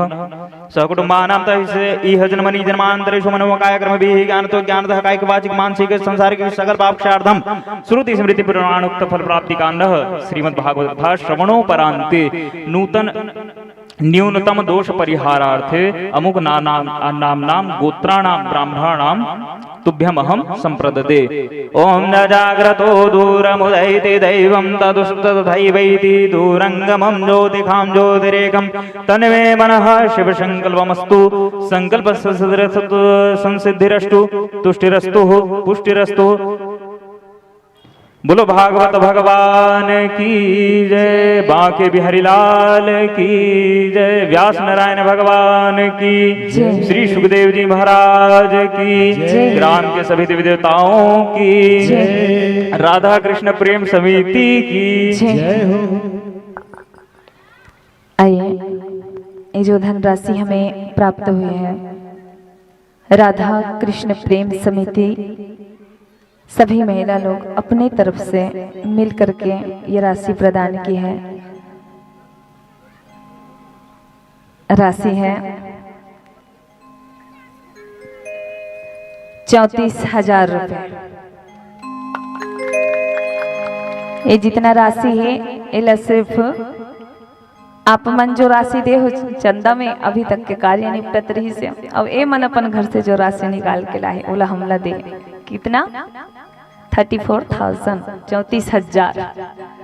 तो प्रेम से बोलिए इनके श्रद्धा भक्ति की जय हो, इनके कुटुंब परिवार की जय हो। तो 34,000 जो है हमारी माताएं जो है श्री कृष्ण राधा कृष्ण प्रेम समिति की तरफ से आसन में श्रीमद् भागवत कथा संगीत प्रयाण करता हमारा जो भी है प्रसाद है हम सभी को मिलके बांटना है इसको। उनका प्रसाद आप सभी के बीच 34,000 भेंट किए हैं। प्रेम से बोलिए भक्तों भगवान की जय। आइए चलते हैं एक भजन के पश्चात शॉर्टकट आपको भगवान यदुवंश जी हैं उनके वंश का विनाश किस कारण हुआ ये हम आपको बताएंगे, और नगर भ्रमण में भी निकलना है, इसलिए समय का ध्यान रखते हुए हम आरती करेंगे और आप सभी से विदा लेंगे। सभी लोगों को और सूचित करती हूँ, नगर भ्रमण में निकलेंगे तो एक बात का ध्यान रखेंगे, जब आसन सर पे उठाए ना तो प्लीज, क्योंकि एक साल पहले और आई थी, पिछले साल तो मेरे बोलने पर भी आप लोग नहीं माने। अब एक को नहीं बोल सकती ना, क्योंकि मैं जहां तक गई वहां पर मेरे बात का मान नहीं दिया गया, इसलिए मैं आधे बीच से लौट करके आ गई थी। अब आप लोग भाव ऐसा रखना कि मुझे पूरे गांव को घूमने का मौका देना, अगर कहीं पे कोई भी चीज का अपमान होते देखूंगी तो वहां से मैं वापस आ जाऊंगी। सहमत है? नहीं, कम झन के ताली बजाते थे, कहाँ से ताली बजाते थे, मन सहमत है। तो हमारे जो वेद मंत्र के गीता है, वेद मंत्र से जो गीता है, उनको हम यहाँ पर बताएंगे कि कैसे आपको लेना है और कैसे नहीं लेना है। हम लोग स्वच्छता को भी ध्यान देते हैं, और सबसे बड़ी बात है हमारे लिए, आपके लिए साधारण चीज हो, बस ले ले मजे में लेने, वो ले थे थम्बू ले वो ये, पर ये हमारे लिए प्रभु के प्राण है। एक बारे में हम आपला बता था, चलो भजन बाद में करबो, कथा ला ही बता था नापला। श्रीमद् भागवत गीता प्राण है, का हरे काकर प्राण, काकर प्राण, मैं कहा तो प्राण तो मन कहा तो प्राण, काकर प्राण। कान्हा जी जब हमारे पृथ्वी पे लीला करके वो किसना अपन धाम को, तो वो प्रकाश कहाँ आकर के समय से श्रीमद् भागवत में, ये कोई पोथी पुराण नहीं है, तुम्हें बिल्कुल लेकर अपमान नहीं देख सको।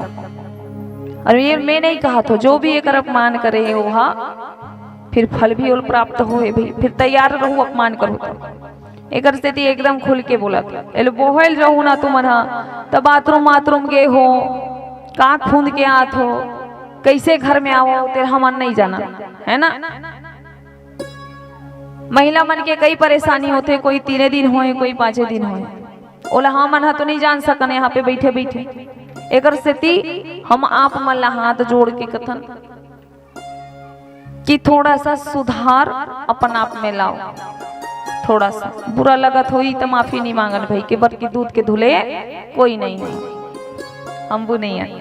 ये आप मन हंसा एक तरीका है। बाकी गलती अगर हम भी इंसान है, गलती अगर हमारे वाणी से होत हुई, आप मन ला तकलीफ होत हुई, तो हम हाथ जोड़ के आप सब क्षमा मांगते हैं। तो ध्यान रखो, ठीक है? ठीक है ना? ठीक है ना? भजन कीर्तन भी कर जाबो। वैसे भी जहाँ पे कथा होते, वहाँ जे गांव में कथा होते वो पूरा गांव शुद्ध हो जाते, पर भ्रमण करना है नहीं जाबो तो महाराज जी हमार पारा नहीं है, अरे मोलत कही जमन करवाते अपने घर डहान घुमाते, हमार डहान नहीं लाए, चंदा लेबर कैसे आते। अरे ये होते भाई, ऐसे महिला समिति में मरकर बहुत जन मनाते, भावती चंदा ले गए हाँ, हमन नहीं जाबो तो हम बोल कही बहुत ले बेचारी मन ला मन ला डर थे, अब नहीं ले गई ताने तो मन कही देथो, तो सब डहान ले रोना है ना। सही बात है कि नहीं? येला नहीं बदल सकन, कतनो कथा सुनबो फिर भी येला नहीं बदल सकन, बदल सकते फिर बातें करते। तो शुद्धता आप सबला बना के रखना है, काबर की भागवत सिर्फ राधा कृष्ण प्रेम समिति के नहीं है, आप मन की इतना बड़े कथा है। दूसरा चीज, श्रीमद् भागवत आप जो सुना तो प्रभु के स्वयं प्राण ही वहां, तो प्राण ला आप ला कैसे संभाल के सही सलामत ले जाना है और लाना है, आपके ऊपर निर्भर करते हैं। मैं तुहर मन ला गाड़ी में बैठार के ले गई तो तुहर प्राण के रक्षा करना मोर कर्तव्य बनते नहीं कि गाड़ी चला तो लेके कोई ट्रक में घुसा दो, कोई कर गिरा दो, कोई कर हफ्ता दो, कैसे लागी तो मतलब बने लगी चलो अभी। हाँ भाई ट्रक आत रीत में पहली को जो तू मतलब भले टेका दो, अच्छा लगत हुई था जहो जा थर से लेक बेरे, अच्छा तेले एक लक्ष्मी जा लेक, अच्छा लगी तू मल्ला तो जो अपन लिए अच्छा नहीं लगे वो लेकर साथ नहीं करना है, ठीक है? सही है? और सही नहीं हुई तो काच कर डर वो हम तुम्हार मन के समझे और सोचे सकती, हम तो सही समझा था, है नहीं? बोलो राधे राधे। तो भगवान श्री कृष्ण जी हैं, वो कहते हैं लो भैया चढ़ोतरी में नाम जो जो लिखा है यहाँ पे दिखा गए सबो जन के। हाले एक ठो कथा बोला थो और भ्रमण में निकलना है तो अनेक ठो कथा बोलूं और बाद बोलूं, मतलब निकले पहली बोलूं। प्रेम से बोलिए राधे राधे। भगवान श्री कृष्ण जी हैं, वो भगवान होकर के भी अपने पुत्रों को समझा रहे हैं। किनको समझा रहे हैं? अपने पुत्रों को। जो शब्द जो आप लोगों को मैं अभी समझाई वही चीज भगवान श्री कृष्ण जी अपने पुत्रों को समझा रहे हैं कि जिनके पास संतोष जीव नहीं है, जिनके पास संतोष ये नहीं है, जिनके पास संपत्ति है, युवा अवस्था है, जवान है, धन है, धन संपत्ति में कोई कमी नहीं, भगवान श्री कृष्ण कहते हैं ये सब तुम्हें मेरे कारण मिल गया है। यूं ही सुंदर रूप, ऐश्वर्य, युवा अवस्था का होना, अगर इन तीनों परिस्थिति में अगर हम अपने आप को संभाल लेते हैं तो हमसे कोई गलती नहीं हो सकती। लेकिन रूप यौवन संपत्ति प्रभुत्व विवेकता एक प्रार्थना किमु यत्र चतुष्टयम्। ये तीनों चीज आने के बाद अगर व्यक्ति के पास संयम है तो सब ठीक है, लेकिन रूप यौवन और धन का मिल जाने पर, ऐश्वर्य के मिल जाने पर मनुष्य के अंदर अभिमान आ जाता है। सब चीज एक बार मिल गया, एक ही साथ मिल गया, बिना परिश्रम करे, तो व्यक्ति अवश्य ही कोई न कोई काल उत्पन्न करेगा। अपने पुत्रों को समझा रहे हैं कि तुमको रूप सुंदर मिल गया, तुम युवा अवस्था में हो, और ऐश्वर्य, धन और दौलत, तो मुझसे तुमको इतना मिला है कि तुम्हें परिश्रम करने की जरूरत नहीं, परंतु पुत्र तुम जो कार्य कर रहे हो प्रतिदिन मेरे पास शिकायत आ रही है। कैसी शिकायत?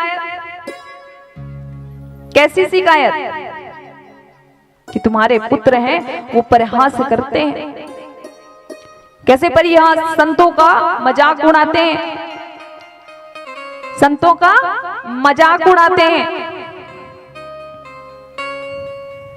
संतों का मजाक उड़ाते हैं, उपहास करते हैं।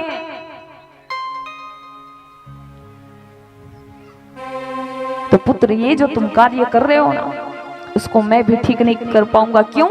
क्योंकि संतों के हृदय में ही मेरा वास होता है, मैं उनके अधीन होता हूं, और तुम उनका अपमान करें तो मैं भगवान होकर भी तुम्हारी रक्षा नहीं कर सकता। इसलिए कह रही थी अगर आप इनके अपमान करें जिनसे हमें वेद वेदांत का ज्ञात होता है, जो स्वयं प्राण है मेरे भगवान के, उनका आप अगर अपमान करोगे तो आप कोई भी दरबार पे चले जाओ, भगवान जी आपको क्षमा नहीं करते। अगर पाप करने के बाद, जानबूझ के पाप करने के बाद उस गलती की अगर क्षमा मिल जाती तो गंगा पुत्र भीष्म पितामह थे। हम कहते हैं ना पाप हो गया गंगा नहा ले, हर हर गंगे, पाप धुल जाएगा। पाप नहीं धुलेगा। अगर पाप धुल जाता तो गंगा पुत्र भीष्म पितामह का पाप तो ऐसे ही धुल जाता, क्योंकि पुत्र किसका था? वो गंगा मैया का। तो जब भीष्म पितामह के पाप शुद्ध नहीं हो पाए तो हमारे पाप हो पाएंगे? नहीं हो पाएंगे ना। तो भगवान श्री कृष्ण जी अपने पुत्र से कहते हैं कि देखो पुत्र, तुम जो परिहास कर रहे हो, संतों का उपहास कर रहे हो, ये जो शिकायत मुझ पर आ रही, मुझे मेरे पास आ रही है, मैं भगवान होकर भी तुम्हारी रक्षा नहीं कर पाऊंगा, क्योंकि संतों के सानिध्य में मैं खुद रहता हूं, संतों के हृदय में मेरा वास होता है, और वो है तब मैं मेरी कोई अस्तित्व नहीं है बिना संत के, बिना ऋषि मुनियों के। अगर तुमने उनका मजाक उड़ाया, तुमने परिहास किया, तुमने उपहास उड़ाया, तो मैं भगवान होकर भी तुम्हारी रक्षा नहीं कर सकता हूँ। और ये शिक्षा प्रत्येक माता पिता को अपने पुत्र को, अपनी पुत्री को देना चाहिए। फिर भगवान श्री कृष्ण जी जब कह रहे थे तो उनकी बात एक कान से सुन रहे थे और दूसरी कान से वो निकाल रहे थे। और सांब जो है सर मुंडे करके नीचे करके हंस रहे थे, अरे इनको तो कुछ नहीं, बस ऐसे इधर उधर की बात करते हैं। परिणाम ये हुआ कि भगवान श्री कृष्ण ने देखे अभी काल की ओर पहुंच चुके हैं, अब मेरे जो वंश है वो विध्वंस होना ही है, मेरे वंश का नाश होने की बारी अब आ गई है, अब मैं रोक नहीं सकता। अगर भगवान रोक सकते तो भगवान थे, रोक सकते थे अपने यदुवंश को नाश होने से, विनाश होने से, पर प्रभु रोक नहीं पाए।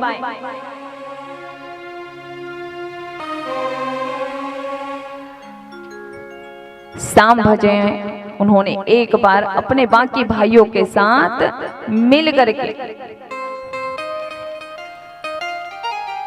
एक स्वांग रचा, जहां पे बड़े बड़े संत गण हैं, ऋषि गण हैं, जो त्रिलोकदर्शी संत है, परब्रह्म है, ऐसे संतों के पास जाकर के उनकी परीक्षा रख लेने की चेष्टा मन में जगा ली।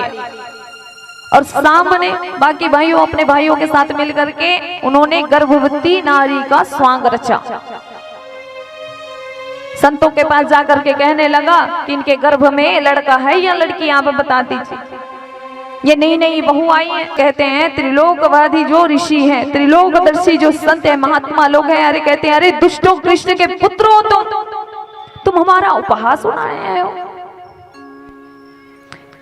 जिस गर्भ में तुम हमारे लिए पुत्र है या पुत्री है ये जानने की चेष्टा रख के स्वांग आयो ना, जाओ मैं तुम्हें श्राप देता हूँ, उसी गर्भ से तुम्हारे गर्भ से मूसल होगा और उस मूसल से तुम सारे यदुवंशियों का नाश हो जाएगा।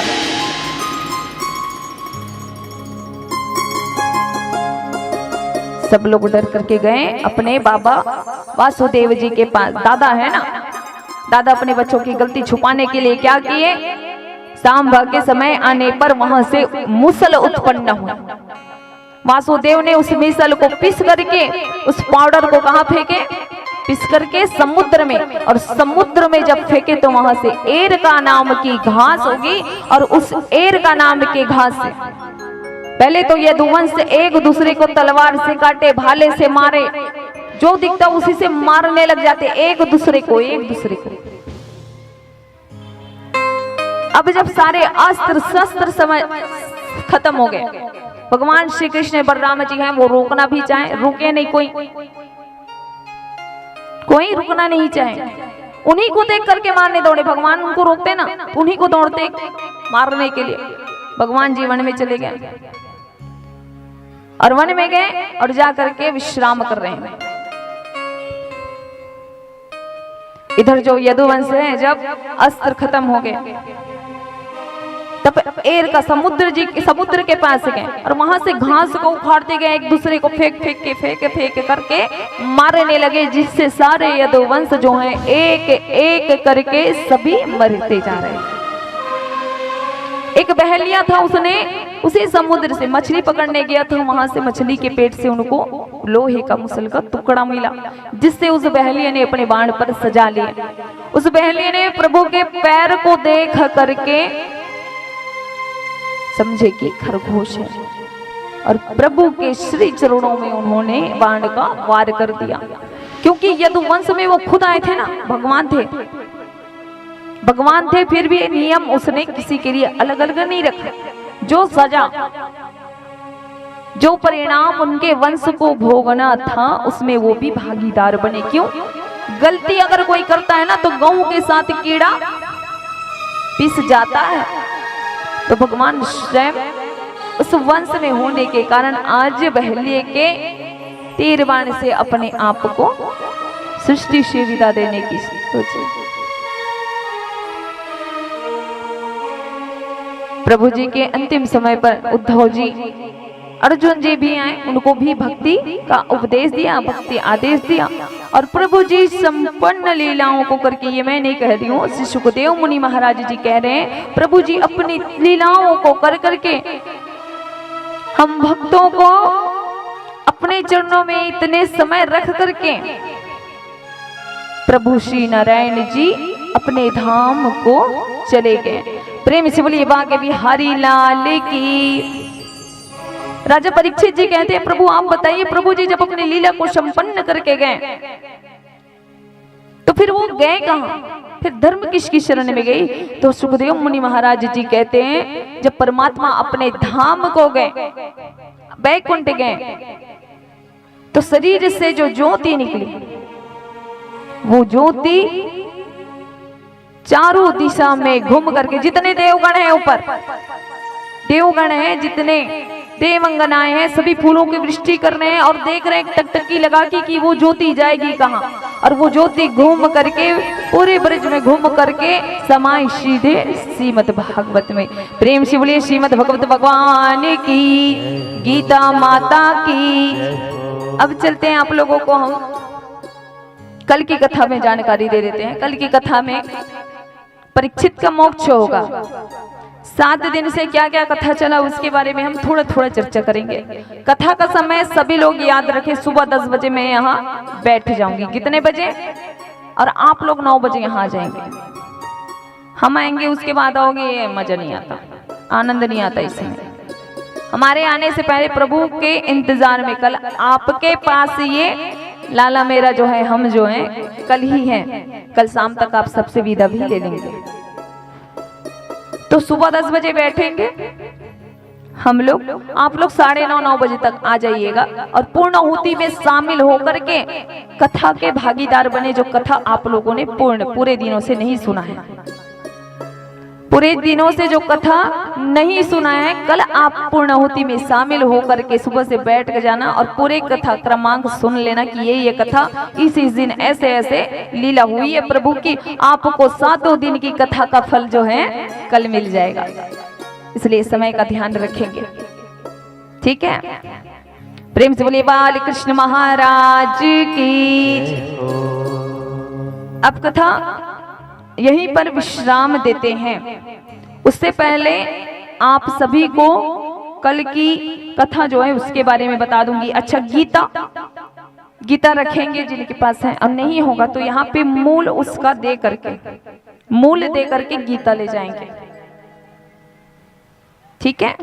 कल गीता दान है, तुलसी वर्षा है, पूर्णाहुति है, और शाम को नहीं शाम को नहीं, जैसी पूर्णाहुति होगा, देखो खाना वाना बनाए कि भी तुम मतलब टेंशन नहीं है। कबर की काली महाभंडारा आप मन बरसा वो दार भात साग यहाँ पे बैठा के मस्त तुम भोग लगई, भोजन पहु आप सब वो तो टेंशन तो है नहीं, रांधे गड़े की देर हो जाए है नहीं, तो सब जन समय के ध्यान रखना है। और कल के प्रसादी में तन मन धन जैसे भी आप लगाना है, वो भंडारा में आप शामिल होकर के अपन भाग्य में कुछ और चीज पुण्य के जोड़ सकते हो। काबर की पूरा गांव भरा भाई आपस में एक दिन परिवार जैसे बना के परस के बांट के मिल के खाओ तो कितना अच्छा आनंद। और ये चीज रोज रोज होई का नहीं हुई। बेटा बेटी के बर बिहाव सब में खाड़ रहे हो बैठ के पार्टी में जा के। अब कल पूर्णाहुति होए के बाद पूरा परिवार बढ़िया एक साथ बैठ करके भोजन ग्रहण कर लो। प्रेम से राधे राधे। दत्तात्रेय भगवान जी के बारे में हम आपको बता दें। दत्तात्रेय भगवान जी कौन है? भगवान श्री कृष्ण के एक और अवतार है, जिन्होंने जल थल कीड़े मकोड़े पतंग कटंग मकड़ी जल आकाश वायु सबको अपना गुरु बना के उन्होंने प्रत्येक व्यक्ति के जीवन को बदला है। और ये बताए हैं दत्तात्रेय ऋषि मुनि महाराज ने कि प्रत्येक परिस्थिति में व्यक्ति को सागर के जैसे शांत, धरती के जैसे सहनशील, मकड़ी जो होता है ना, मकड़ी के जैसा बुन बुन कर अपना घर, चींटी कभी अपना रास्ता नहीं बदलता, बिल्कुल चींटी के जैसे अपना व्यवहार, प्रत्येक चीज से दत्तात्रेय भगवान ने प्रत्येक चीज को अपना गुरु बना के संसार पे निर्वाहन किए हैं। प्रेम से बोलिए दत्तात्रेय भगवान की। चलिए एक भजन तत्पश्चात आरती करते हैं और नगर भ्रमण के लिए हम सब निकलते हैं। प्रेम से बोलिए बांके बिहारी लाल की।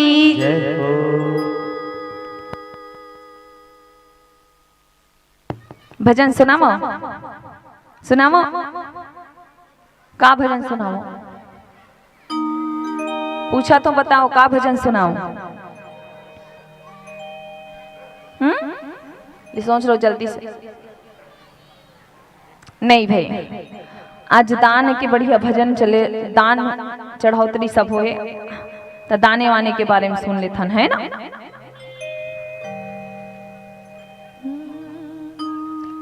कभी प्यासे को पानी पिलाया नहीं,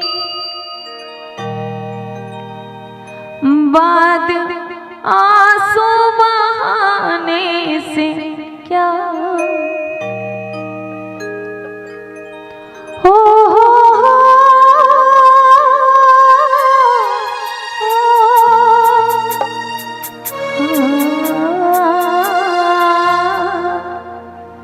भजन ला सुन लो भाई अच्छा से, तबे समझ आई ये भजन। मैं तो बचपन से अब्बड़ सुनता हूँ एक से भजन में कोई भी गाथो ना तो शब्द ला समझ के गाथा। भजन ला गाथो तो शब्द ला समझ के गाथो, ओकर से का होते ओकर से। अरे जब तक मैं शब्द के मतलब आपला नहीं समझा पाऊँ, खुद नहीं समझ, शब्द के मतलब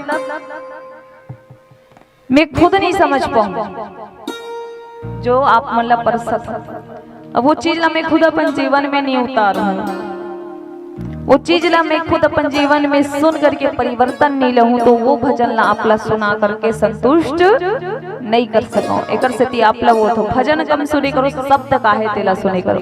प्रेम से बोलो राधे राधे। कभी प्यासे को पानी पिलाया नहीं, बाद आंसू बहाने से क्या फायदा। कभी प्यासे को पानी पिलाया नहीं, बाद अमृत पिलाने से क्या फायदा। कभी गिरते हुए को उठाया नहीं, बाद आंसू बहाने से क्या फायदा। गिरते हुए को उठाया नहीं, बाद आंसू बहाने से क्या फायदा।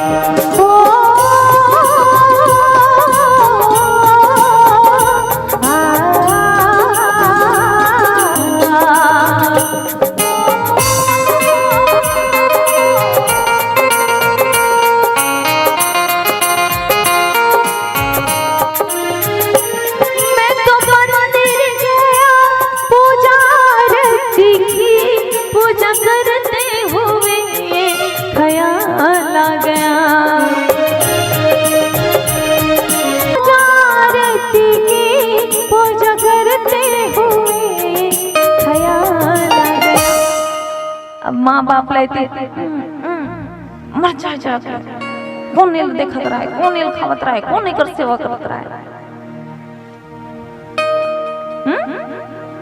मन में भाव ऐसे गए और पूजा कर रहे हो मंदिर में।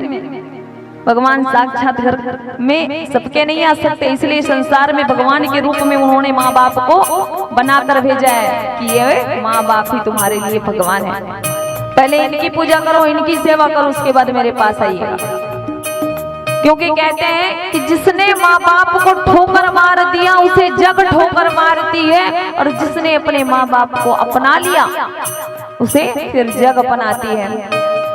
कभी माँ बाप की सेवा की ही नहीं, बाद मंदिर में जाने से क्या फायदा। कभी माँ बाप की सेवा की ही नहीं, बाद मंदिर में जाने से क्या फायदा।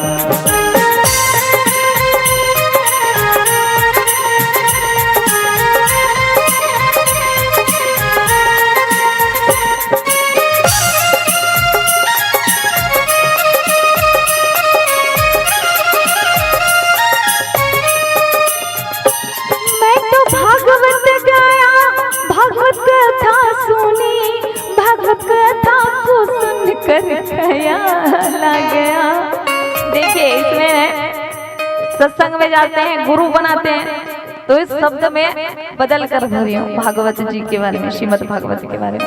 लेकिन मैं सत्संग गया हूँ, मैंने गुरुवाणी, गुरु से गुरुवाणी में वेद वेदांत के मंत्र सुने, कथा सुनी, पर सुन करके कोई परिवर्तन अपने जीवन में नहीं लाया, किसी के ऊपर दया नहीं की मैं अपने आप का भाव ऐसे बनाकर चलता रहा कि दया भी मेरे अंदर नहीं थी।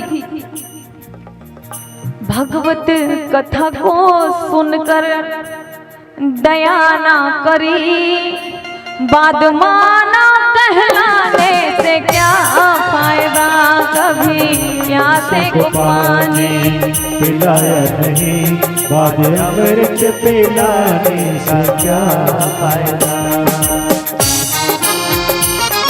आरती का तैयारी करो, आरती।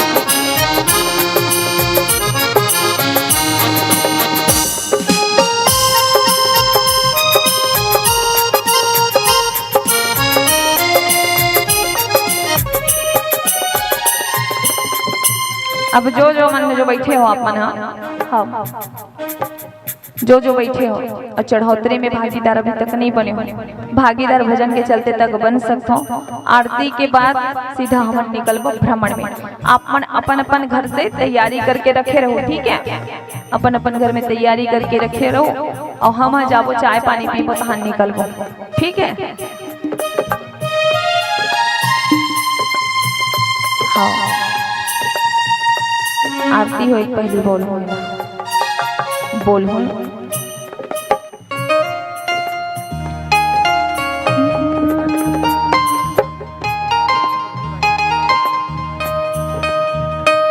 मैंने दान किए, मैंने जप तप किए, दान करते हुए ख्याल आ गया,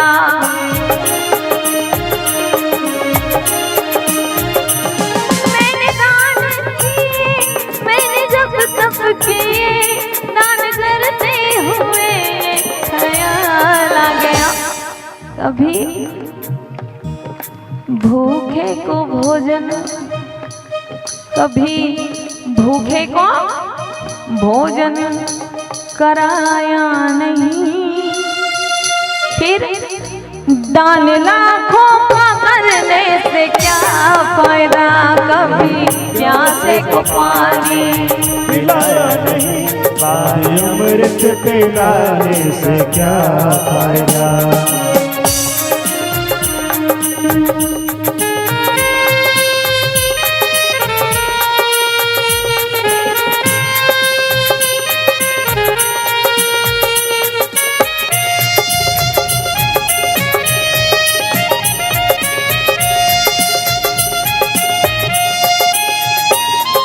अब गंगा जा रहे हैं या कोई तीर्थ स्थल जा रहे हैं और जा करके बड़ी अपने पसंदीदा साबुन से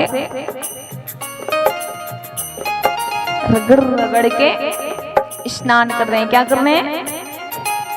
नहा रहे हैं, स्नान कर रहे हैं, गंगा जाके शुद्ध हो रहे हैं। भाई ये भगवान रंग रंग के साबुन, रंग रंग के तेल, रंग रंग के बॉडी लोशन लगा था। अच्छा, बॉडी लोशन से एक चीज और मुझे याद है, तुमने एक चीज देखो, एडवर्टाइज टीवी में आते एडवर्टाइज साबुन के, सुंदर से साबुन के प्रचार कौन करते? सुंदर से लड़की है ना, कोई क्रीम के सुंदर से लड़की करते ना, कोई कोल्ड ड्रिंक के, ठीक है ना। अब जहाँ कुछ ऐसे एडवर्टाइज आते, खस्सू, खास, खुजली, बाबा सिर वाले, तेकर कौन करते? कौन करते? अरे बने बोलो ना,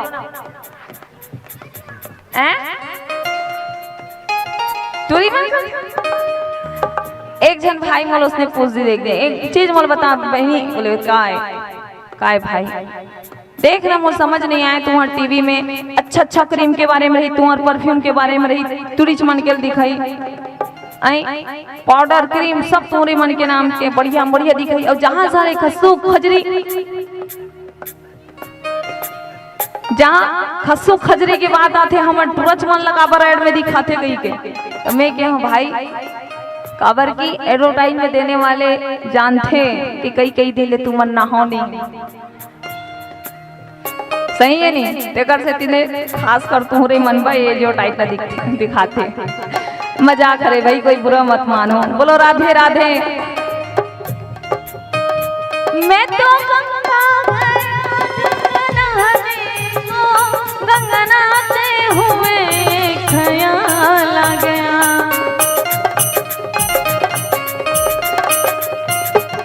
अब गंगा जी गए नहाने के लिए गंगा जी में जाकर के अपने आप को घस घस के नहला रहे तन को घस रहे और मन अंदर काला है तो गंगा जी खुश होगी क्या हमसे? पहले मन को साफ करो अंदर साफ करो उसके बाद गंगा में नहाना। तन का मैल साफ करने से कुछ नहीं होगा पहले मन का मैल साफ करो। तन को धोया मगर मन को धोया नहीं बाद गंगा नहाने से क्या फायदा। कभी प्यास को पानी पिलाया नहीं बाद अमृत पिलाने से क्या फायदा। कभी गिरते हुए को उठाया नहीं बाद आंसू बहाने से क्या फायदा। प्यास को पानी पिलाया नहीं बाद अमृत पिलाने से क्या फायदा। प्रेम से बोले वहां के बिहारी लाल की। हमारे भी सुशीला कौशल जी हैं उनके तरफ से प्रभु उनके चरणों में 50 रुपए का भेंट। प्रेम से बोलिए इनकी श्रद्धा भक्ति की। डहरिया जी की तरफ से 501 रुपया। प्रेम से बोलिए इनकी श्रद्धा भक्ति की। इनके कुटुंब परिवार की। स्वर्गीय हीरामन साहू जी की तरफ से 101 रुपए। प्रेम से बोलिए इनके कुटुंब परिवार की। स्वच्छता दीदी की तरफ से उगदा में 3 किलो बूंदी। प्रेम से बोलिए इनकी श्रद्धा भक्ति की। स्व महेश पाल जी की तरफ से 151 रुपए प्रभु के चरणों में समर्पित। प्रेम से बोलिए इनकी श्रद्धा भक्ति की। भक्त और भगवान की राधे राधे। मथुरा वर्मा जी की तरफ से 101 रुपए श्री हरि के चरणों में समर्पित। प्रेम से बोलिए इनके कुटुंब परिवार की। धीरज साहू जी जिन्होंने गुप्तदान किया है गुप्तदान महाकल्याण। प्रेम से बोलिए इनके कुटुंब परिवार की। सविता कंवरिया जी की तरफ से प्रभु जी को फुल्ली और फुल्ली सोना के हाथ में ना सोना फुल्ली और 51 रुपए अर्पित करेंगे। प्रेम से बोलिए इनकी श्रद्धा और भक्ति की। भूषण साहू जी की तरफ से 101 रुपए।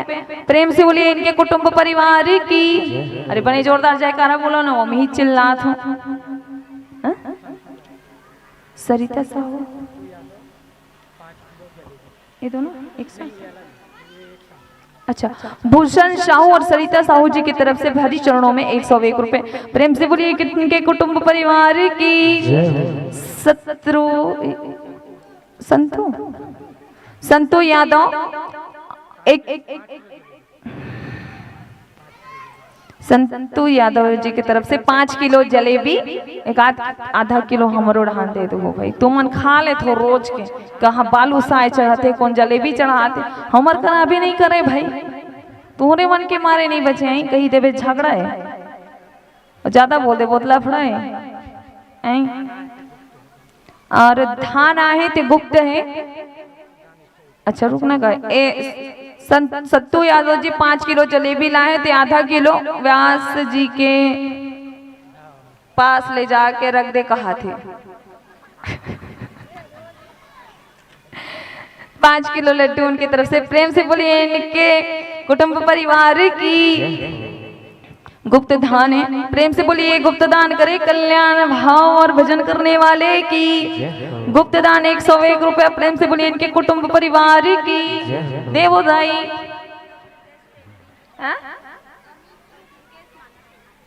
माना टेमरी अमित और दुर्गेश जो कि माना टेमरी से पधारे हुए हैं इनके तरफ से प्रभु श्रीहरि के चरणों में 101 रुपए। प्रेम से बोले इनके कुटुंब परिवार की।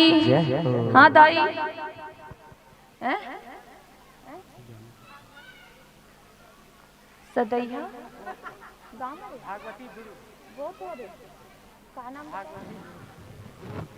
भागवती ध्रुव गोत्र खलक बता के जाते हैं। सदैया गोत्र जिनके तरफ से 105 रुपए। प्रेम से बोलिए इनके भाव और भक्ति की। कागरो बचे है का जी? नहीं बचे है ना जी? बचे हुए लाओ जी, ओकरे पर तो बैठे हैं जी। थोड़ा कॉमेडी होना जरूरी है ना जी। अब आरती करन का जी? नहीं करन का जी? करबो ना जी? ले तो खड़े हो जाओ ता जी। का काली कमली वाला भैया, एक कामली कमली वाले मतलब नचवा दे। मैं नहीं गाऊँ ना, वो थक गई हूँ समझो ना, खा पी के नहीं आए हूँ भाई।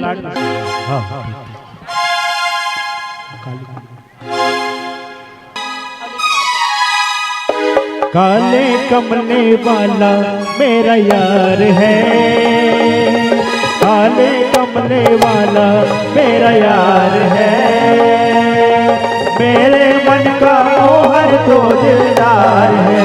हो काले कमले वाला मेरा यार है, मेरे मन का मोहर तो दिलदार है। तू मेरा यार है, मेरा दिलदार है, तू मेरा यार है, मेरा दिलदार है।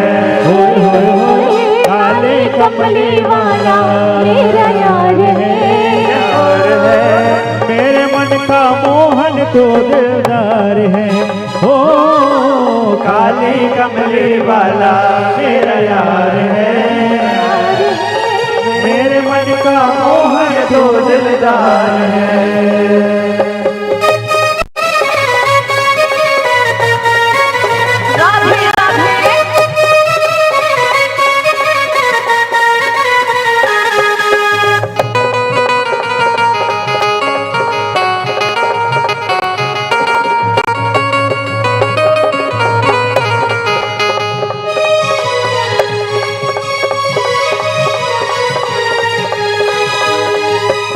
मनमोहन मैं तेरा दीवाना, गाँव बस अब यही तराना, गाँव बस अब यही तराना, गाँव बस अब यही तराना। मनमोहन मैं तेरा दीवाना, गाँव बस अब यही तराना, गाँव बस अब यही तराना, गाँव बस अब यही तराना। श्याम सलोने तो मेरा रिजवार है, श्याम सलोने तो मेरा रिजवार है, मेरे मन का मोहन तो दिलदार है। हो काले कमले वाला मेरा यार है, मेरे मन का मोहन तो दिलदार है, मेरे मन का मोहन तो दिलदार है।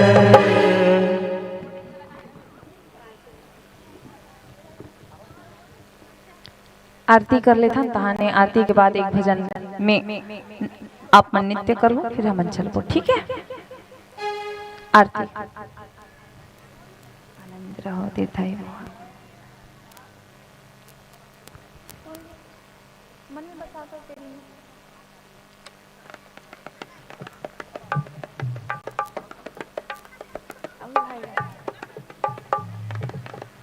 आरती प्रारंभ होते होकर से पहले गुप्तदान 51 रुपए, गुप्तदान 101 रुपए, गुप्तदान करने वाले के कुटुंब परिवार की मनोज दुलार जी की तरफ से 200। प्रेम से बोलिए इनकी श्रद्धा भक्ति की। जगत राम यादव जी की तरफ से 501। प्रेम से बोलिए इनके कुटुंब परिवार की। जिया तेजस यादव जी की तरफ से 105 रुपए। प्रेम से बोलिए इनके श्रद्धा भक्ति की। रोली सिन्हा जी की तरफ से 50 रुपए। प्रेम से बोलिए इनके कुटुंब परिवार की। आरती बोलो बांके बिहारी लाल की। श्रीमद् भागवत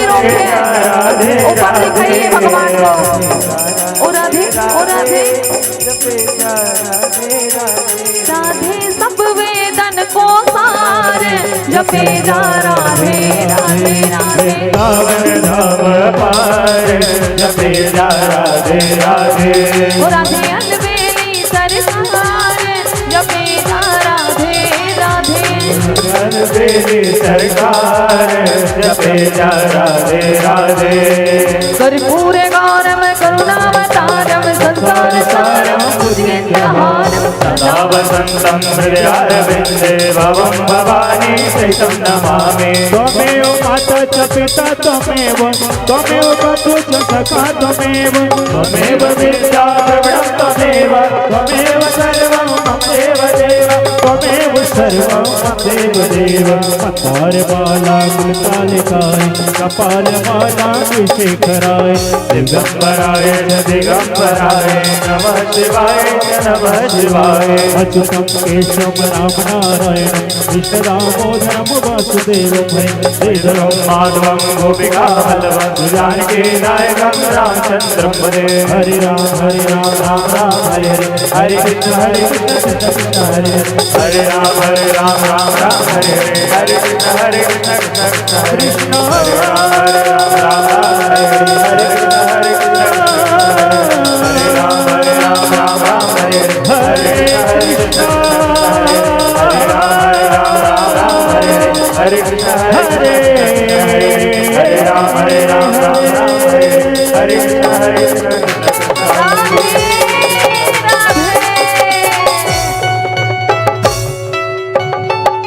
प्रभु से हाथ जोड़ करके मन कर्म वचन वाणी किसी भी प्रकार से हमसे गलती हो गई हो उसके लिए क्षमा मांगेंगे।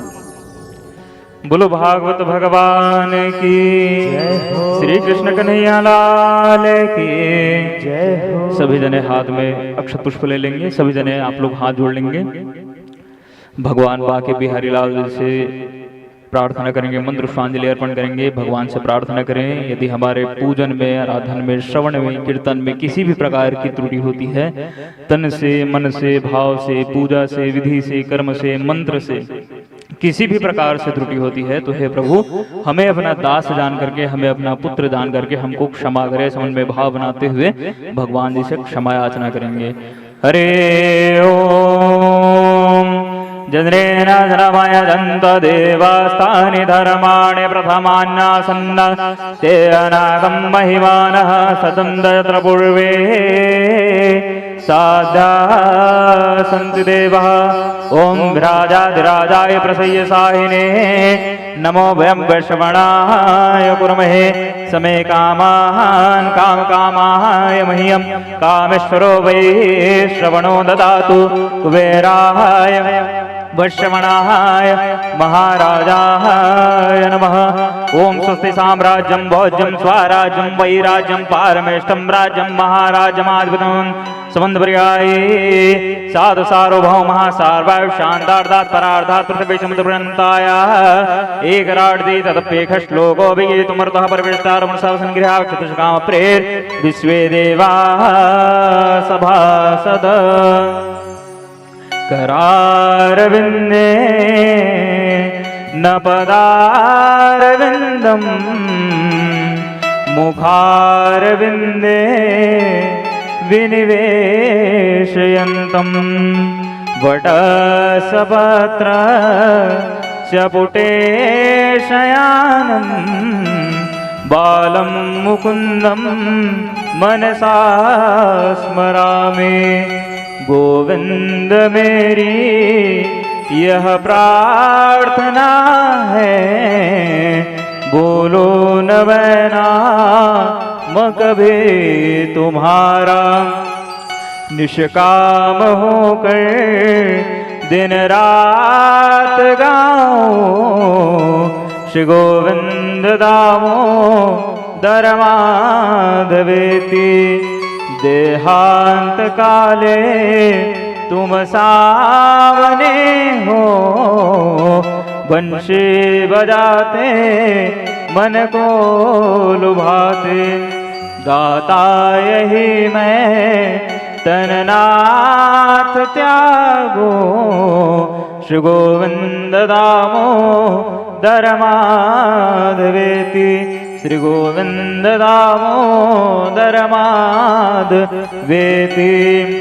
श्री पुराण पुरुषोत्तमाय नमः श्री बालमुकुन्दाय नमः प्रार्थना पूर्वक नमस्कारान् समर्पयामि मंत्रोष्टांजलिं समर्पयामि। बोलो बांके बिहारी लाल की श्रीमद्भागवत महापुराण व्यास नारायण भगवान की श्री सुखदेव जी महाराज की ग्राम के सभी देवी देवताओं की पवन सुत हनुमान जी महाराज की उमावती महादेव की रमावती रामचंद्र की वृंदावन कृष्ण बलदाव जी की अपने अपने माता पिता की अपने अपने गुरुजनों की सत्य सनातन धर्म की धर्म का प्राणियों में विश्व का गौ माता की भारत माता की कथा करने वाले की कथा कराने वाले की कथा श्रवण करने वाले की नमः पार्वती पतये हर हर जय जय श्री राधे जय जय श्री राधे जय जय श्री राधे श्याम।